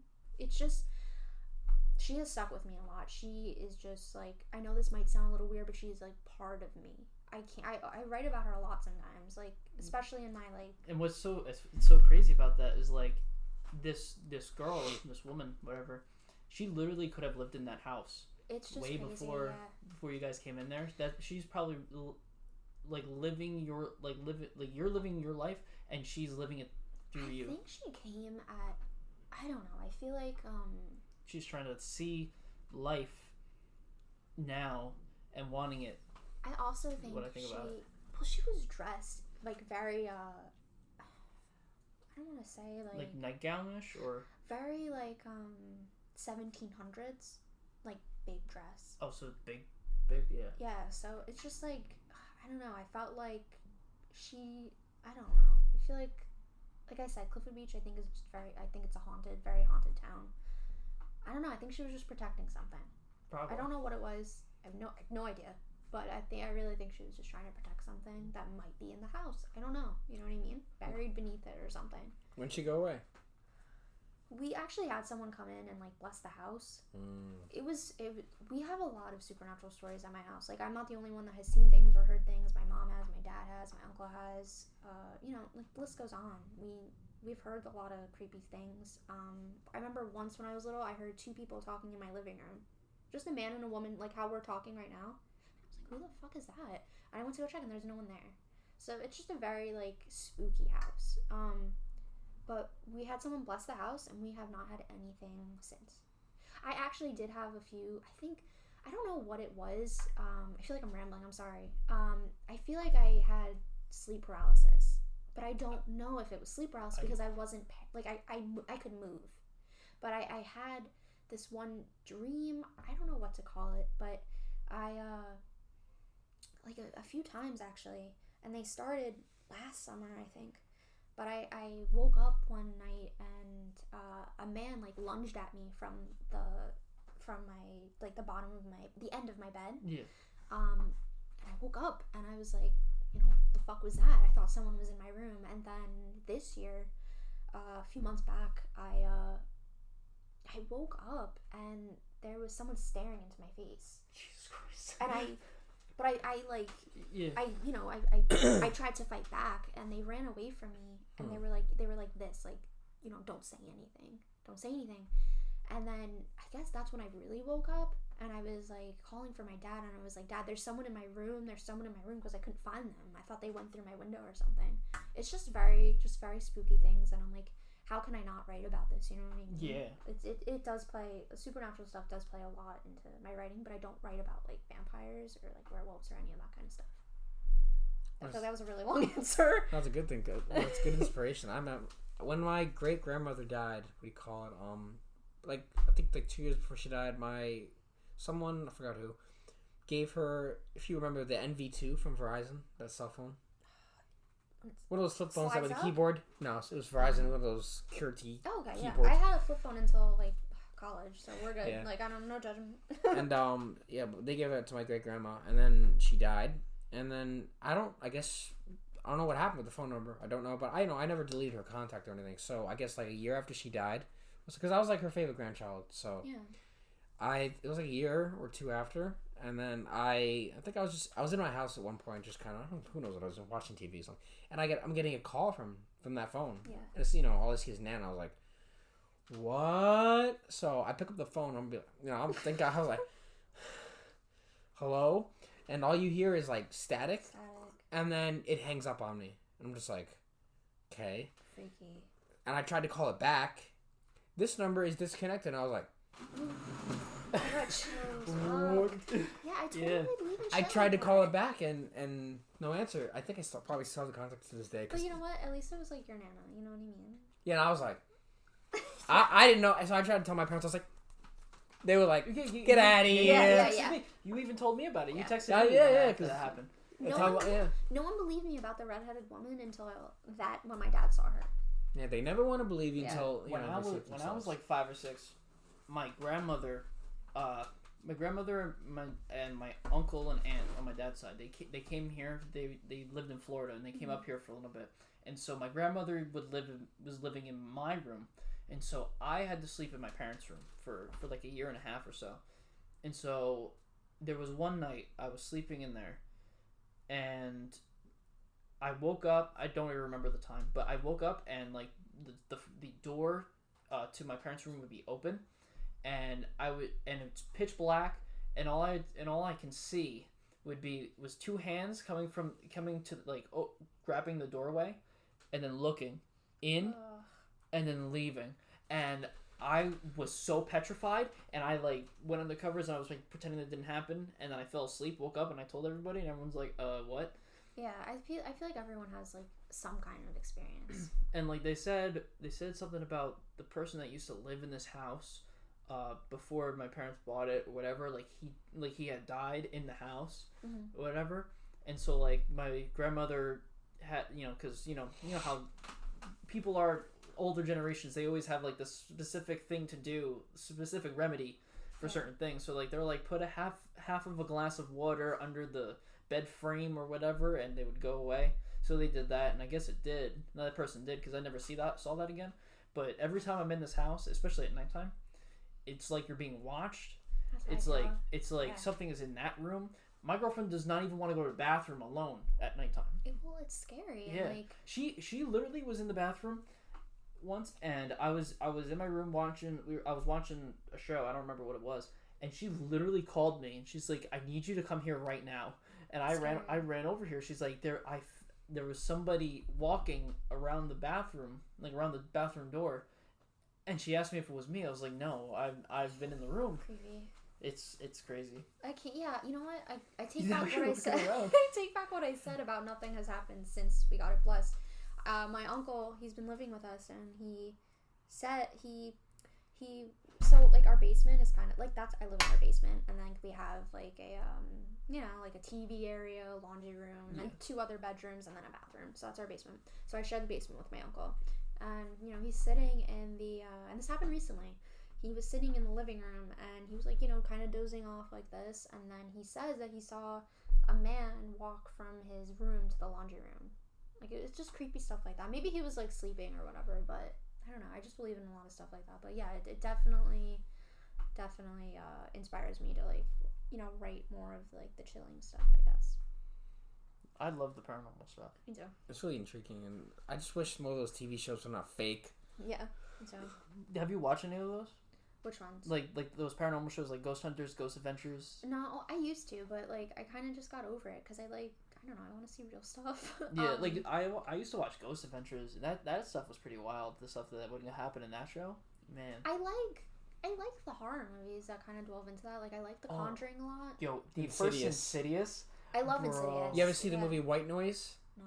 Put it on the list. Is it scary? Watch that movie. Just watch it. Is it really scary? No, just watch. We're not gonna say anything about it. No, I like when it's really scary. Just watch the You have to watch it. Okay, what's it about? What is it about? Okay, about a guy whose wife dies in a car accident or something, and she tries to communicate with him through electronic voice phenomenon. Got it. Okay, cool. Okay, definitely, yeah. Definitely check that. It's creepy, really creepy. It's really creepy. It's good. So good. Let's take a moment to shout out to our channel sponsor. So let's go to our sponsor right now. So our sponsor, quick break. So our channel sponsor right now is All Gains Apparel. You can totally go to allgainsapparel.com and check out our great merch. I am right now in the video podcast. I am wearing our new All Gains Apparel logo hoodie that's customizable, so you can put your name on it, and you can put any font, any color, and it has our logo right on the back, and so you can wear our squad. Yeah, I've worn it too. It's actually very comfortable. I'm not gonna lie. It's very light too. This is more of a spring kind of jacket that we're talking about. Yeah, and it's also when you wear it like into the gym. So you go to the gym, you wear this, and you can just run, and it's not like heavy or anything. You could just you won't like sweat. Got it. Yeah. Like the bigger hoodies though are really good for right now. Yeah. Very comfortable. Yeah, they're very comfortable. They're soft. Oh man, they're like clouds. We also have socks. But we have socks, but I'm trying to fix those socks, so they're gonna be taken off of the website soon. But I'm also trying to figure out hats because I want to get the logo on the hats. You got some really good stuff coming. Yes. The good news about this spring jacket is that you can get your friends to get it too, and then you could all put your names, and you could all have similar looking jackets with your names on it. Yeah, so you can be a complete squad with all your names. I like that. That's fun. Yeah, I'm trying to get these bozos to get their jackets. Yeah, guys, so definitely check it out. Yes, and I'll actually have I'll have a coupon code. It'll be in the description of the podcast, and it'll be on the screen for the video. So definitely go check that out. Cool. You want one? It's really nice. I do want one. You definitely should check it out. I will. Yeah. Back to the show. So has your writing style changed over time? I've always, I don't know. I think I'm a better writer than I first was, but I think a lot of people will say that like about themselves. Yeah. Sometimes I feel like I was better back then. No. For certain things. At least for certain things. I think it has changed. I used to write a lot of, because I used to write a lot of scripts, so when I would write a story, a lot, there wouldn't be a lot of, it wouldn't be overly described, you know what I mean? And then I just started overly describing things, putting lots of metaphors in, and I don't know, it definitely has changed, but it's remained dark. It has gotten darker, I think. I think that's a good thing. I think dark stories are really intriguing. It opens the mind up to different possibilities that people would not think of beforehand, right? Yeah. I think when people read a story, they really want to have their mind blown. Yeah. So I think going into dark territory with writing opens up a lot of opportunities. I agree. Right? Yeah, definitely. I mean, I don't want to say, we have had stories since the beginning of time. You know what I mean? That's what gets us through the day. Passed down even on, the writings of the wall and oral tradition. But, I don't know, I feel like stories have started, their start were kind of dark. I mean, if we're talking about, the Greeks, talking about, Greek mythology, that shit is dark. Zeus rapes how many women? Oh, you know yeah. I mean? Dark writing has been around since. Not all stories are happy endings. Exactly. Okay? Yeah. Some of the best movies, and it's so funny because a lot of the books of fairy tales like Snow White and stuff, those are the Grimm dark. Fairy tales. Yeah. Oh my god, those are dark, yes. And they make them so great in Disney. You ever see The Dark Side of Disney? I've watched a few things regarding that. There's this one thing. It was a short from back in the 30s, 40s, 50s. It's called Suicide Mouse. I know, and like it kind of just like freezes on his face for a little while. It's really creepy. Yeah, it's like exactly it's this video clip of Mickey Mouse kind of walking in this line, and he's walking like down the street, and the music is really more cringy, and it speeds up, and then and there's like some kind of satanic. It's crazy. Well, I think something overall, like that. I mean, I don't want to. Is anyone like a really big fan of Disney here? I'm a fan of Disney, Disney, but I'm not a fan of what they're doing right now and the message and the agenda that seems to be on them. I don't think they're.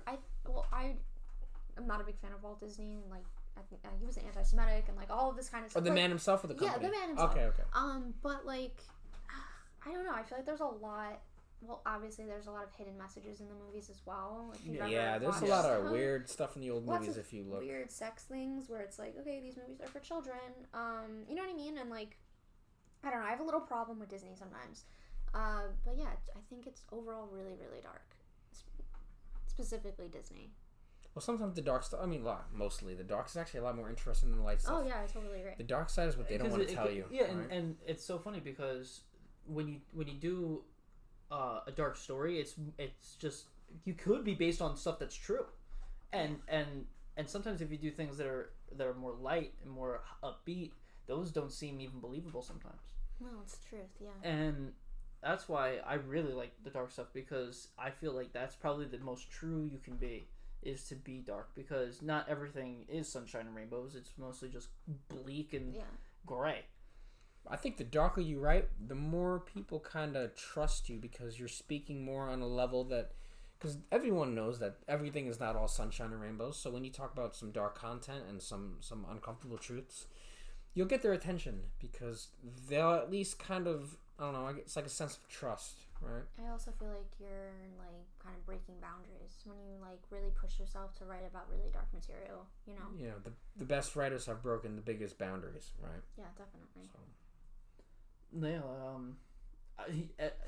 It's so everyone's gonna freaking say something about it, but I really love Edgar Allan Poe's work. I like Edgar Allan Poe, yeah. And like it's so generic now. Like everyone's like, oh, everybody likes Edgar Allan Poe, but like his stuff was pretty. The Telltale Heart, definitely. Pretty good. Super good, super dark. Yes. Oh, yo, I used to have a Halloween ornament that was a headstone with a crow, and it was saying never. What was the thing? He had like tuberculosis, right? Yeah, I think so. Yeah, I think so. Yeah. I think so. Sad. Well, I think he's buried in Baltimore. I think. Yeah, he is. I seen his. Oh, that's so cool! Really? Yeah, a long time ago. I didn't even know until like I seen a picture of the street. And I was like, oh, I know where it is. I've been there before, so I've seen it. Yeah. I like Edgar Allan Poe as well, and I'm big on Stephen King. And who's your favorite? Like your favorite story writer? My favorite all time. Artist. Yep. I love Gillian Flynn. Yeah. I love her a lot. I really do. What does she write about exactly? She does she writes about women just in like the most negative light, and like shows them when they're just their ugliest, and I love that. I just love it, because I feel like women are always portrayed, most of the time are portrayed as, you know, like... Oh, they're perfect. Oh, they're perfect. Yeah, but I like when women are presented as evil. That's why I'm never going to see the new Star Wars trilogy ever again, because Rey's perfect. Oh, so got it, okay. Don't watch it. I just don't have any interest. Like, I lost interest in it. You know, because they just... this is the problem. They just cram it down your fucking throat. Yes. Yeah. And it's like... Yes. Okay, oh God, we can I can go for the good lord. Like in Star Wars, 1977, Princess Leia rescued herself from the Death Star, pretty much. That's fine. They helped her. Well, like they were trying to do it, and then she was like, "Well, I'm gonna give me the gun." Yeah, give me the gun. You know, that's fine. I like that. But if you're like, "Oh, I'm the best. I'm gonna change the compressor because I can fix it somehow." Yeah, when Princess Leia could do everything and Han Solo and Luke become obsolete, that's when there's a problem. There's a story writing problem in that. I think the whole problem is with women in film is like strong female character. No one wants to hear it anymore. You know what I mean? Like that's what I'm saying. It's gotta stop. It's just like, yes, women are strong. Yeah, some can. Okay. Not everybody. Yes. Terminator 2, one of the best movies of all time.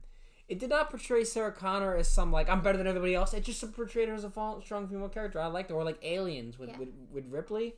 Like with her defeating the alien queen, like those are the kind of female characters that I really love in movies. Where they're strong, but they're not over the top. I think the perfect example of that is Laurie Strode from Halloween. That's a great example, yeah. That's a really great example because she is strong, but she doesn't, you know what I mean? She's not like... But she's flawed. She's... Exactly.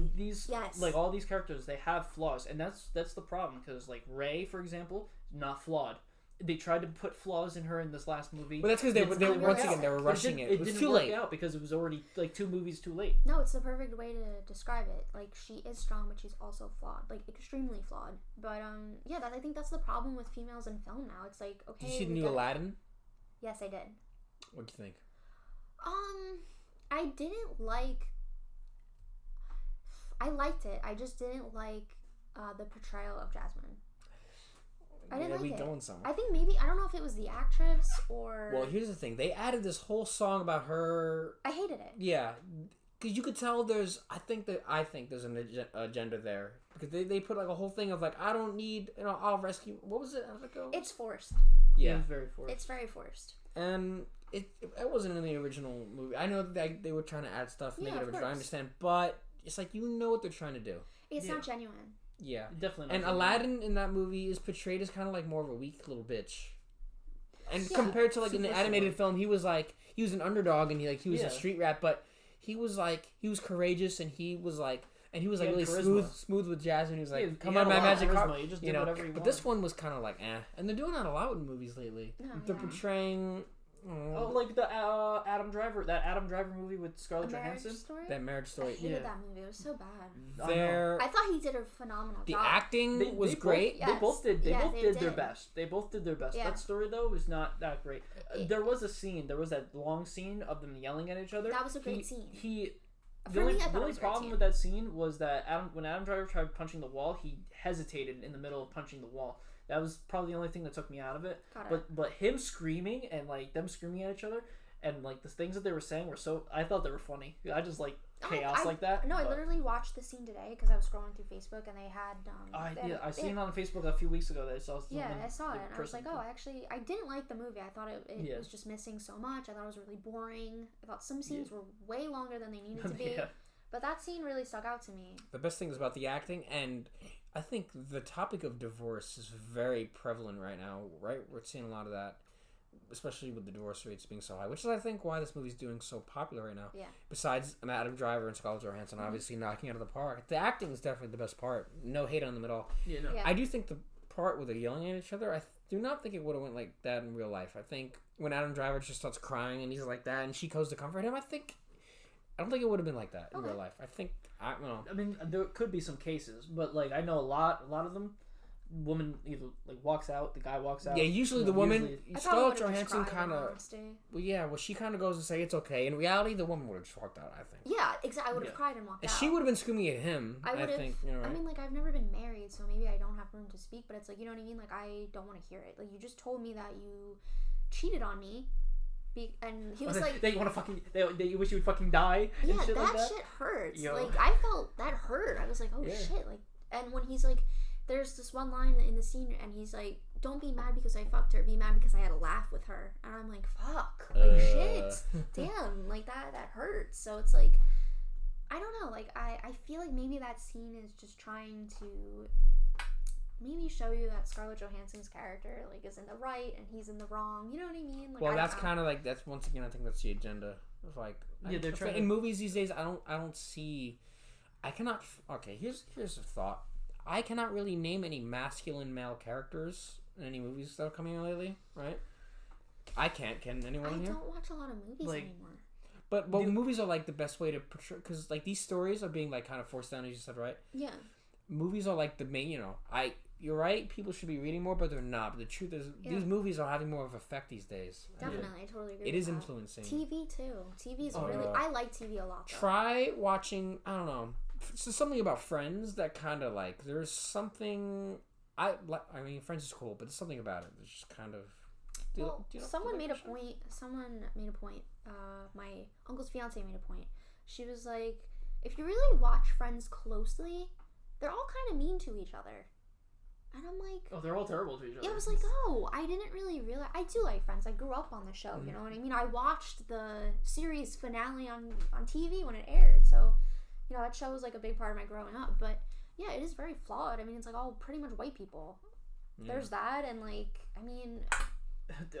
what's his name? Ross is it's very problematic. Soy boy. Kind of a little bitch, yeah. But I think the more problematic show for me is How I Met Your Mother. Why is that? Because Ted is just toxic. Like, he keeps following. I love Marshall and Lily. Like, if it was just Marshall and Lily, I would watch the show. Like, I finished the show. I watched all the seasons, whatever.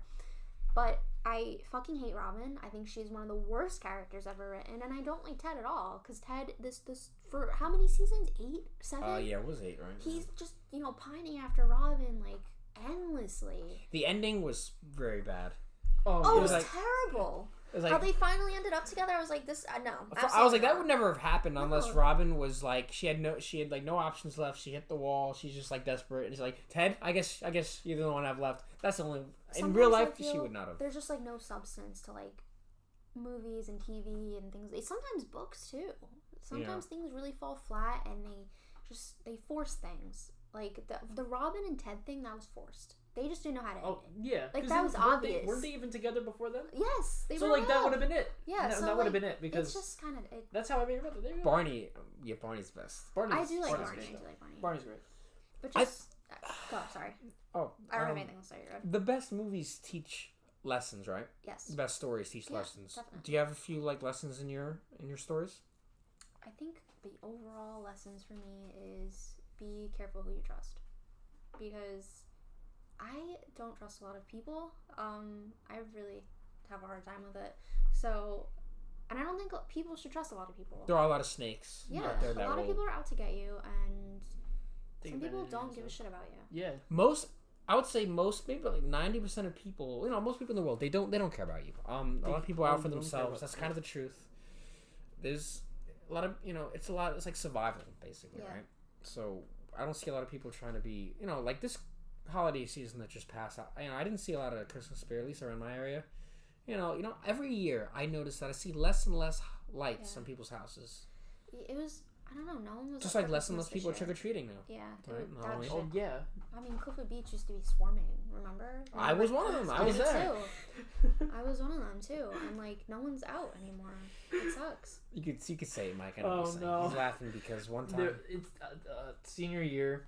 Me, Andrew, Nick. That's right. We went trick or treating, and one woman came out with candy. Like, you guys want candy? And he goes, pancakes. And he went right over there. And so said pancakes. So Nick and I make fun of him every time. My fat days, I just want to pancakes. No, but I miss those days when like Kufa Beach would be swarming with kids for Halloween and things like that. Yeah, I totally get that. It's just filled with life. Yeah.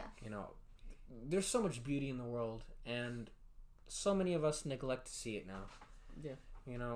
The things we can do when you take different people and you bring them together in collectivism, in collective groups. There's so many things that we can do and we can accomplish, right? Definitely. The power of like stories and the power of like, spreading ideas. It's a very like powerful thing, and you can have the power to inspire people with different stories, right? Just like different movies inspire different things, and different writers in the story they inspire other writers. I think it's a good, because like even like what you were saying, like the person who created the the journey, what is it called? I can't remember now. The hero's journey. Oh, yeah. And then George Lucas pretty much took that to create the first Star Wars. Yeah. I like when it's not like reusing, it's just taking themes and putting it into your own work and making, because doing that like creates so much better I think art. Like Luke's one of the best hero's journey stories of all time is Luke Skywalker in the original Star Wars trilogy, and then they ruined him. Sad. They just shit all over. I just feel like stories are what keeps us going. You know, whether it's an inspirational story or if it's a sad story, it's, what just keeps us going throughout the day. Like, if it's a sad story, you're going to be like, okay, I'm not going to end up like that person. Or if it's an inspirational story, you're like, you know what, I want to do something like that person did. It's just stuff like that. I like when sad stories make you feel like, wow, but they teach you something. Yeah, right? yeah. So it was like a bittersweet ending, I guess you can call it, right? Yeah. How does your stories, without like really any spoilers, how do you like to end them? I usually like to end them on a very ominous note, I think. Do you like to let the reader interpret what will happen next, or do you like to? Yeah. Do you like closure? Sometimes I don't think I ever do closure. I think I leave it on a note where it's like, all right, what's gonna happen now? Because I think like most of the characters I write about are from the TV show. So like, you know what I mean? Like their story is still ongoing after I end a story. You know what I mean? Yeah.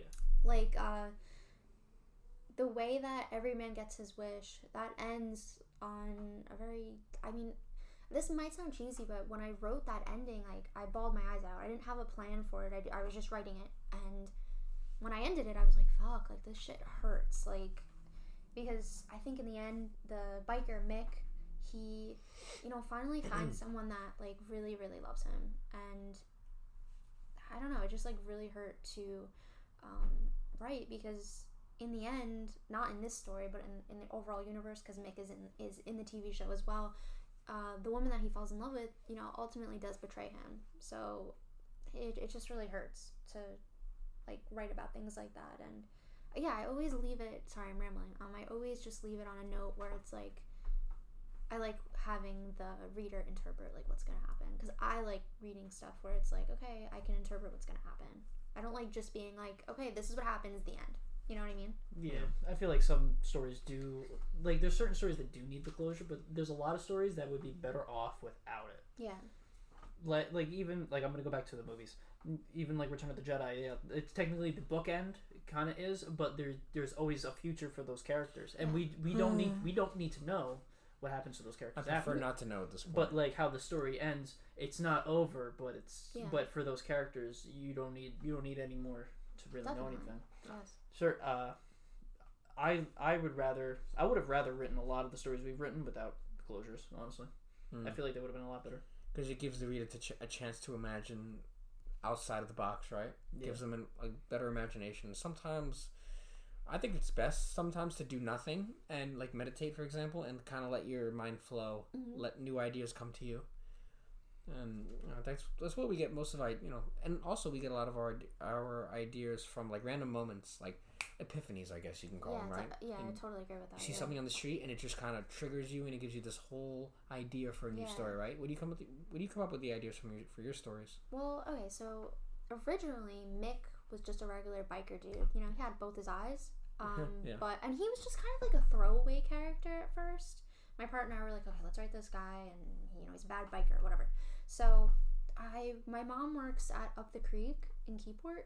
Oh, it's a little dive bar. Yeah. So she had one busy afternoon and she needed help. So I went and I was helping her clean the glasses. And this construction crew comes in. It's clearly after work, or maybe they're on, like, a lunch or something. This guy comes in and he is missing one of his eyes. Like, it looks like he was born without it. No eye patch? No eye patch, nothing. Just brave man. Yeah. So, you know, he was talking to me, asking me questions and shit, and I'm talking to him too. And I realized, I'm like, holy fucking shit. I'm gonna make Mick without an eye. You know, I'm gonna do this, and, like, that has always stuck with me. That really inspired me, and Mick has become one of my favorite characters that I've ever written. And I said, you know, originally he was just a throwaway character, but I love him. He does have a really bad ending, but, like, it's hard for me to write it because I care so deeply about his character, because he is this bad biker guy, but, you know, like, you actually really do feel sorry for him. I don't know where else I get my inspiration from. You know, my childhood, you know, with ghosts and things like that. I think also losing my grandma at a really young age, really, like, I lost her when I was 7, and she had lung cancer, so she lived with us. She was, like, my best friend.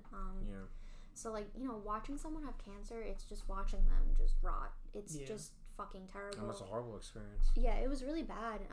I remember just one night, my mom was pregnant at the time with my brother, actually. And, you know, she's tired, and my grandma was coughing, and my mom was like, can you just go check up on her? And I was like, yeah, of course. So I go to check up on my grandma, and, like, you know, she can't sit up, she can't hold a glass by herself. So I'm 7, maybe too young to be doing this, and I'm, like, holding the glass for her to drink out of it, and, like, wiping the liquid that had spilled on her. And, like, I don't know, it just, like, it was really hard for me. And I wrote the book, my poetry collection, for my grandma. I needed to do it because I really needed so much closure on her passing because I didn't get the closure. I didn't go to the funeral. I wasn't allowed to go to the funeral because I was so young. Yeah. My parents didn't want me to see it, and you know what? I don't blame them for that. There was never any resentment. You know, it's just parents looking out for you. So I never saw it as in, like, you know, fuck you, mom and dad, for not letting me see grandma in a fucking casket. Yeah. But I think her death was, like, just is the number one reason why I write. I don't know. She just really inspires me to, like, write these really dark stories. I don't know why either. It's just, like, I guess because I never really got to know the person that she was. I was only 7 when she passed, so for a long time I was always holding her up to this pedestal, and I never thought that she could do anything wrong. But, like, as I get older and I learn more about her, I'm like, oh, you know, like, she was human and she made mistakes. But I feel like I'm rambling, but I think another thing that also, like, really inspired my writing is my grandma's Polaroids. She used to have I have them now in, like, photo boxes to protect them, but when she was alive she would have these like a bunch of Polaroids in shopping bags in her closet, and I would just always look through them. And I think that's one of the reasons why my writing is kind of, like, nostalgic in a way and kind of, like, vintagey, because I always looked at these Polaroids and I got a lot of inspiration from them. So I think, a lot of the pictures on your Instagram, they look Polaroidy. A lot of them are my grandma's. So really? Inspiration comes from the most unexpected places. Yeah, like, she's just been, like, a very just major character in my life. Like, I feel like I can't live without her, but, like, I am living without her. And I know they say, like, it gets easier with time, but, like, it's been, 17 years, and, like, it gets harder. Like, it just really gets harder, because growing up without grandparents, it sucks. It's the worst thing ever, because you need your grandparents. And the fact that she's not gonna be at my wedding, you know what I mean? Like, I'm not gonna have any grandparents at my wedding, and then, like, my grandma, she won't even be there for, like, when my first baby is born. You know, it's just things like that where I'm like, you know what, I have to write in order to, like, heal from, like, all of these things that I'm never gonna get to experience with her. So I understand. Yeah, I have two left. So I never met my grandfathers, either one on either side, and my grandmother on my mom's side passed when I was 3. And so we went to the funeral. I don't even remember a damn thing, but they always tell me the story that her and I would used to sit on this couch in my uncle's house in Jersey City, and we would sit there and, you know, she would play with me or whatever. And so after the funeral we came back to that house, and I would go to the couch and I'd just be looking around. I would look at my mom, pretty much saying, "Where's grandma?"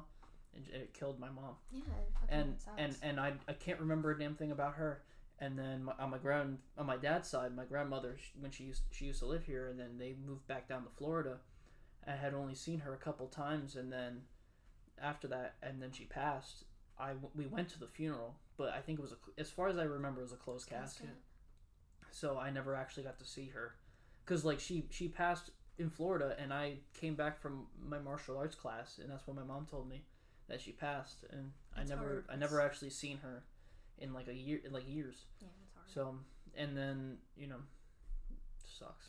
It really and I felt like, we're gonna go back to Ghost really quick, but when I went to the wake for her when she was in the closed casket and stuff, like, I literally kept hearing her call me. I have an experience like that as well. I kept hearing her call me. I was sitting there right in the front row, and I was hearing her call me, and I was looking around. I looked above. I thought I heard it, like, from above the casket, and I just.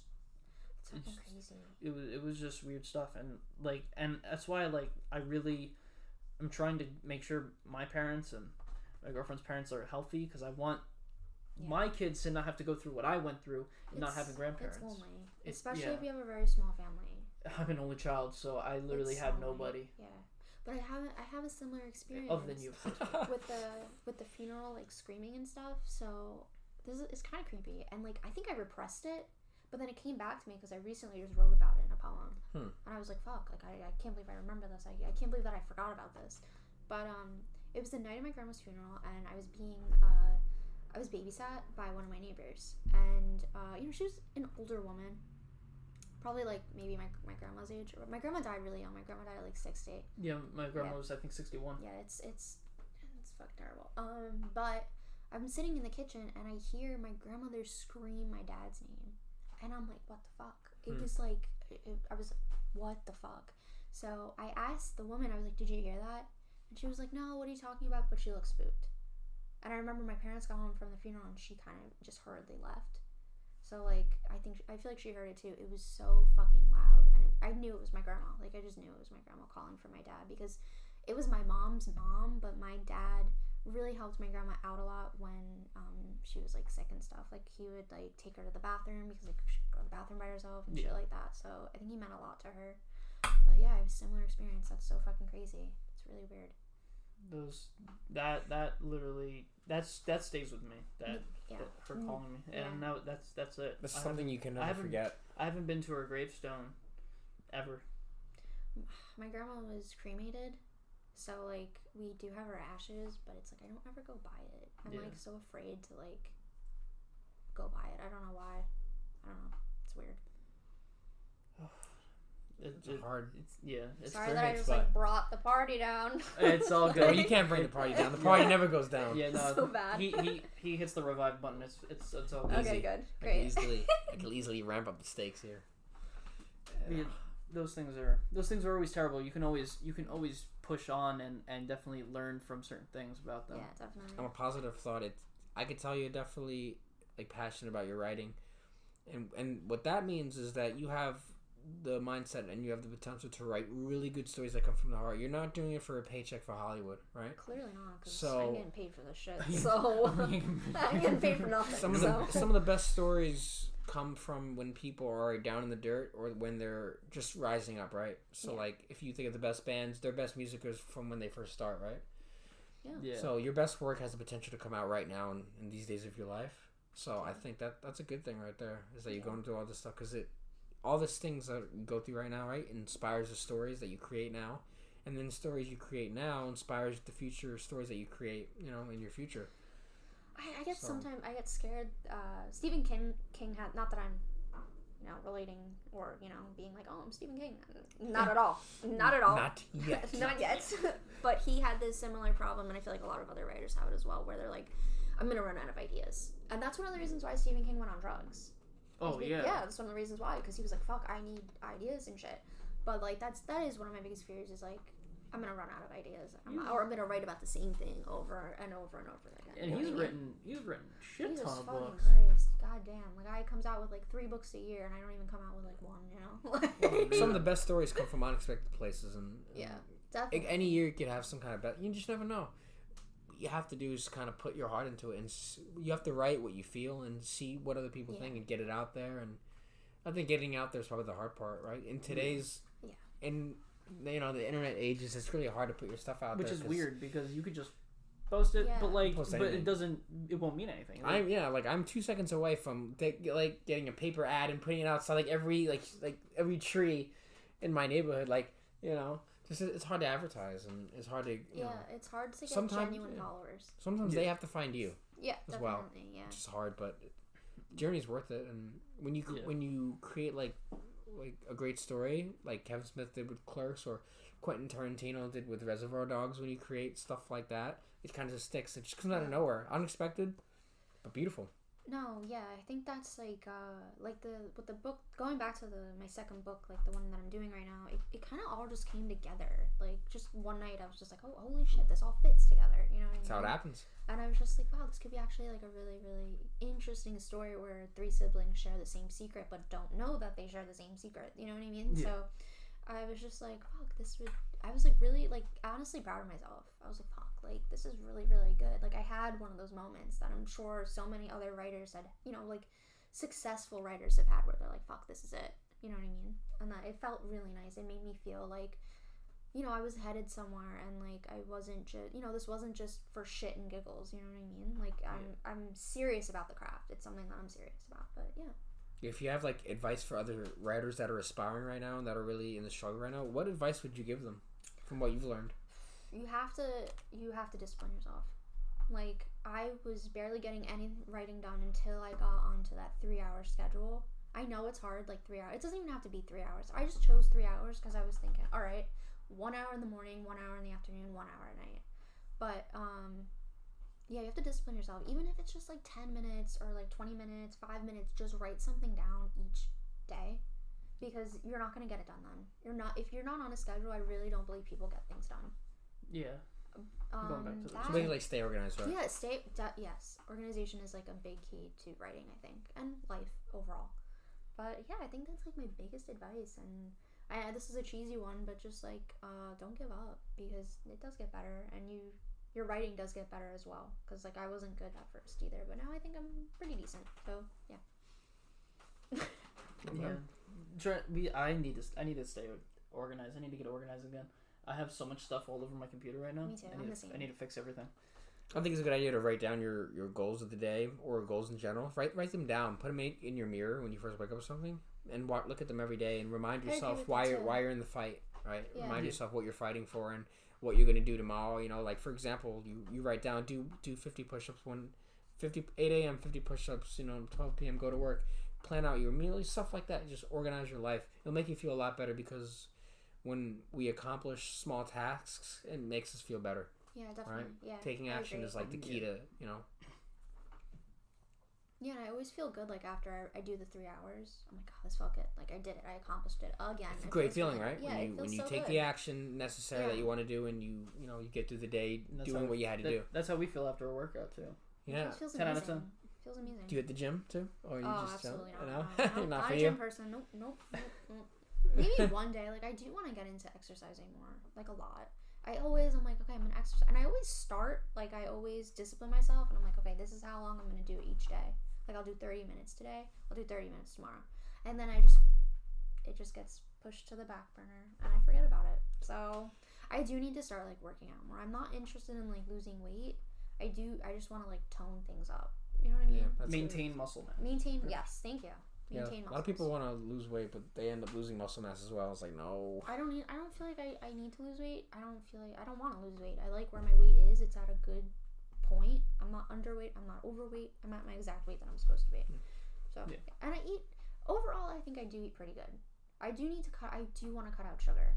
Because I was doing it. That is the thing. I was doing it for a really, I think I did it for a month. And I was like, and then... Felt great, didn't it? It felt so good. See a correlation. Like, I don't think I have a fat The cravings, face. right? I lost, yeah. So, but I don't think I have a fat face, but my face slimmed down, and, like, my stomach got, inflammation went down, right? Yeah. The inflammation, it's all inflammation. I felt good, and then I was like, fuck, I need sugar. Like, I had cereal. And then it just blew up in my face, and I could never go back to it, and this was last January. I was on Weight Watchers for a little bit. Like, don't ever go on that again. Ever. Go to all games myself. I don't want to do it. I did it with my mom because she didn't want to do it by herself. So I was like, okay, I'll do it too.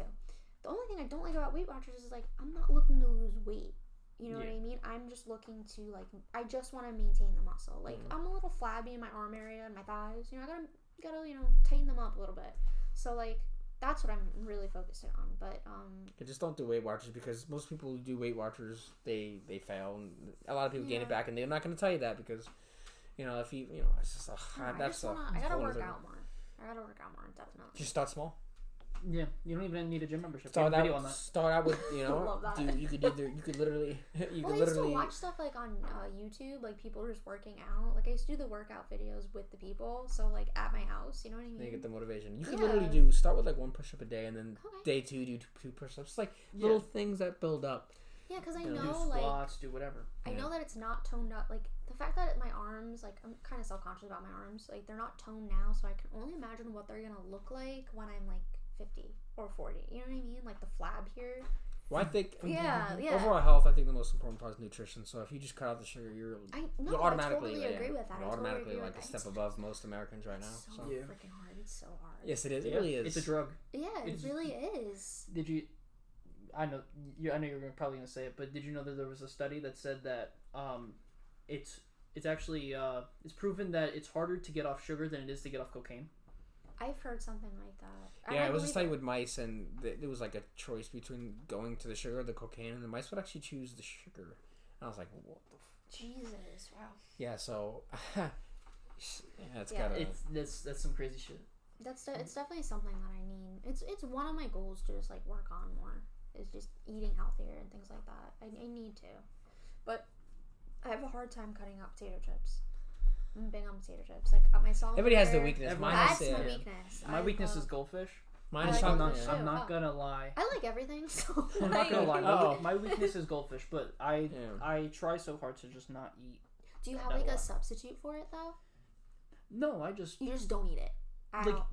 There will be times at work when I'm on break, and usually I don't eat. Yeah. But then there'd be times where if I didn't eat that day, I'd have one of those smaller bags and I'd eat it. Cool. But then I wouldn't eat again until the next day, midday. So I'd have a lot of time to fast it out and just let it come out of my body. A lot of people do that. The fasting. My uncle does it. Yeah, I do intermittent. He does. I think he does 15-hour intermittent fasts. That's really interesting. So he only eats during a 8-hour period or. Well, how do you feel about this? I used to do I still do it sometimes. Since the new year, I've kind of stopped doing it. But usually I'll have a big breakfast, and then I'll have a tiny lunch and then a tiny dinner. See. But then I get hungry in the middle of the night. That's when you don't eat though. That's when you gotta not eat. This is what has worked for me. I find a area of time depending on my schedule, right? And so I work 1 to 10. So I eat normally anywhere between 10 and 11. Gotcha. And I'll have a huge meal. I'll cook up some steaks, some sirloin steaks or whatever, and I put a whole bunch of butter, oils, whatever, because I do the ketogenic diet.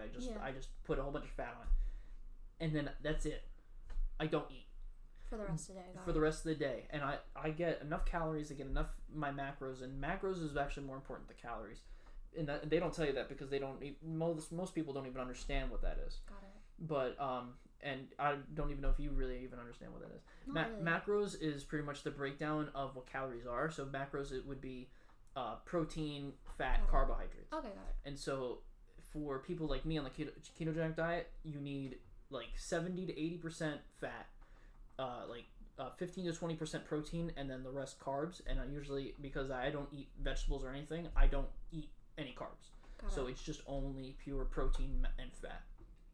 And I usually only eat during that time. Maybe I'll bring a little snack with me to work to munch on within 6 hours to eat, and then I don't eat. And I have another question. Yeah.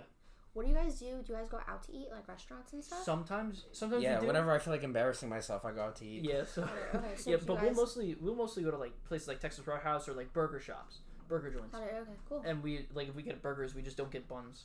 Yeah, eliminate carbs whenever you can because carbs spike insulin. You automatically have problems. Yeah. Got it. Okay, so it's just small little details that, especially restaurants always put hidden ingredients in their foods. So really, it's very important to look at everything that's on the menu and something, ask what they make. For example, I didn't know this until 2 years ago. IHOP, I guess, I don't know if they still do it. They do. They do. They make their omelets, their eggs with pancake batter. So they put carbs in your eggs, which is bullshit. For their omelets to make them fluffy. Yeah, so we don't go there anymore. Yeah, we oh my god! What? We don't go there anymore. Holy, I hate IHOP. I think they're gross. Yeah, it's just greasy.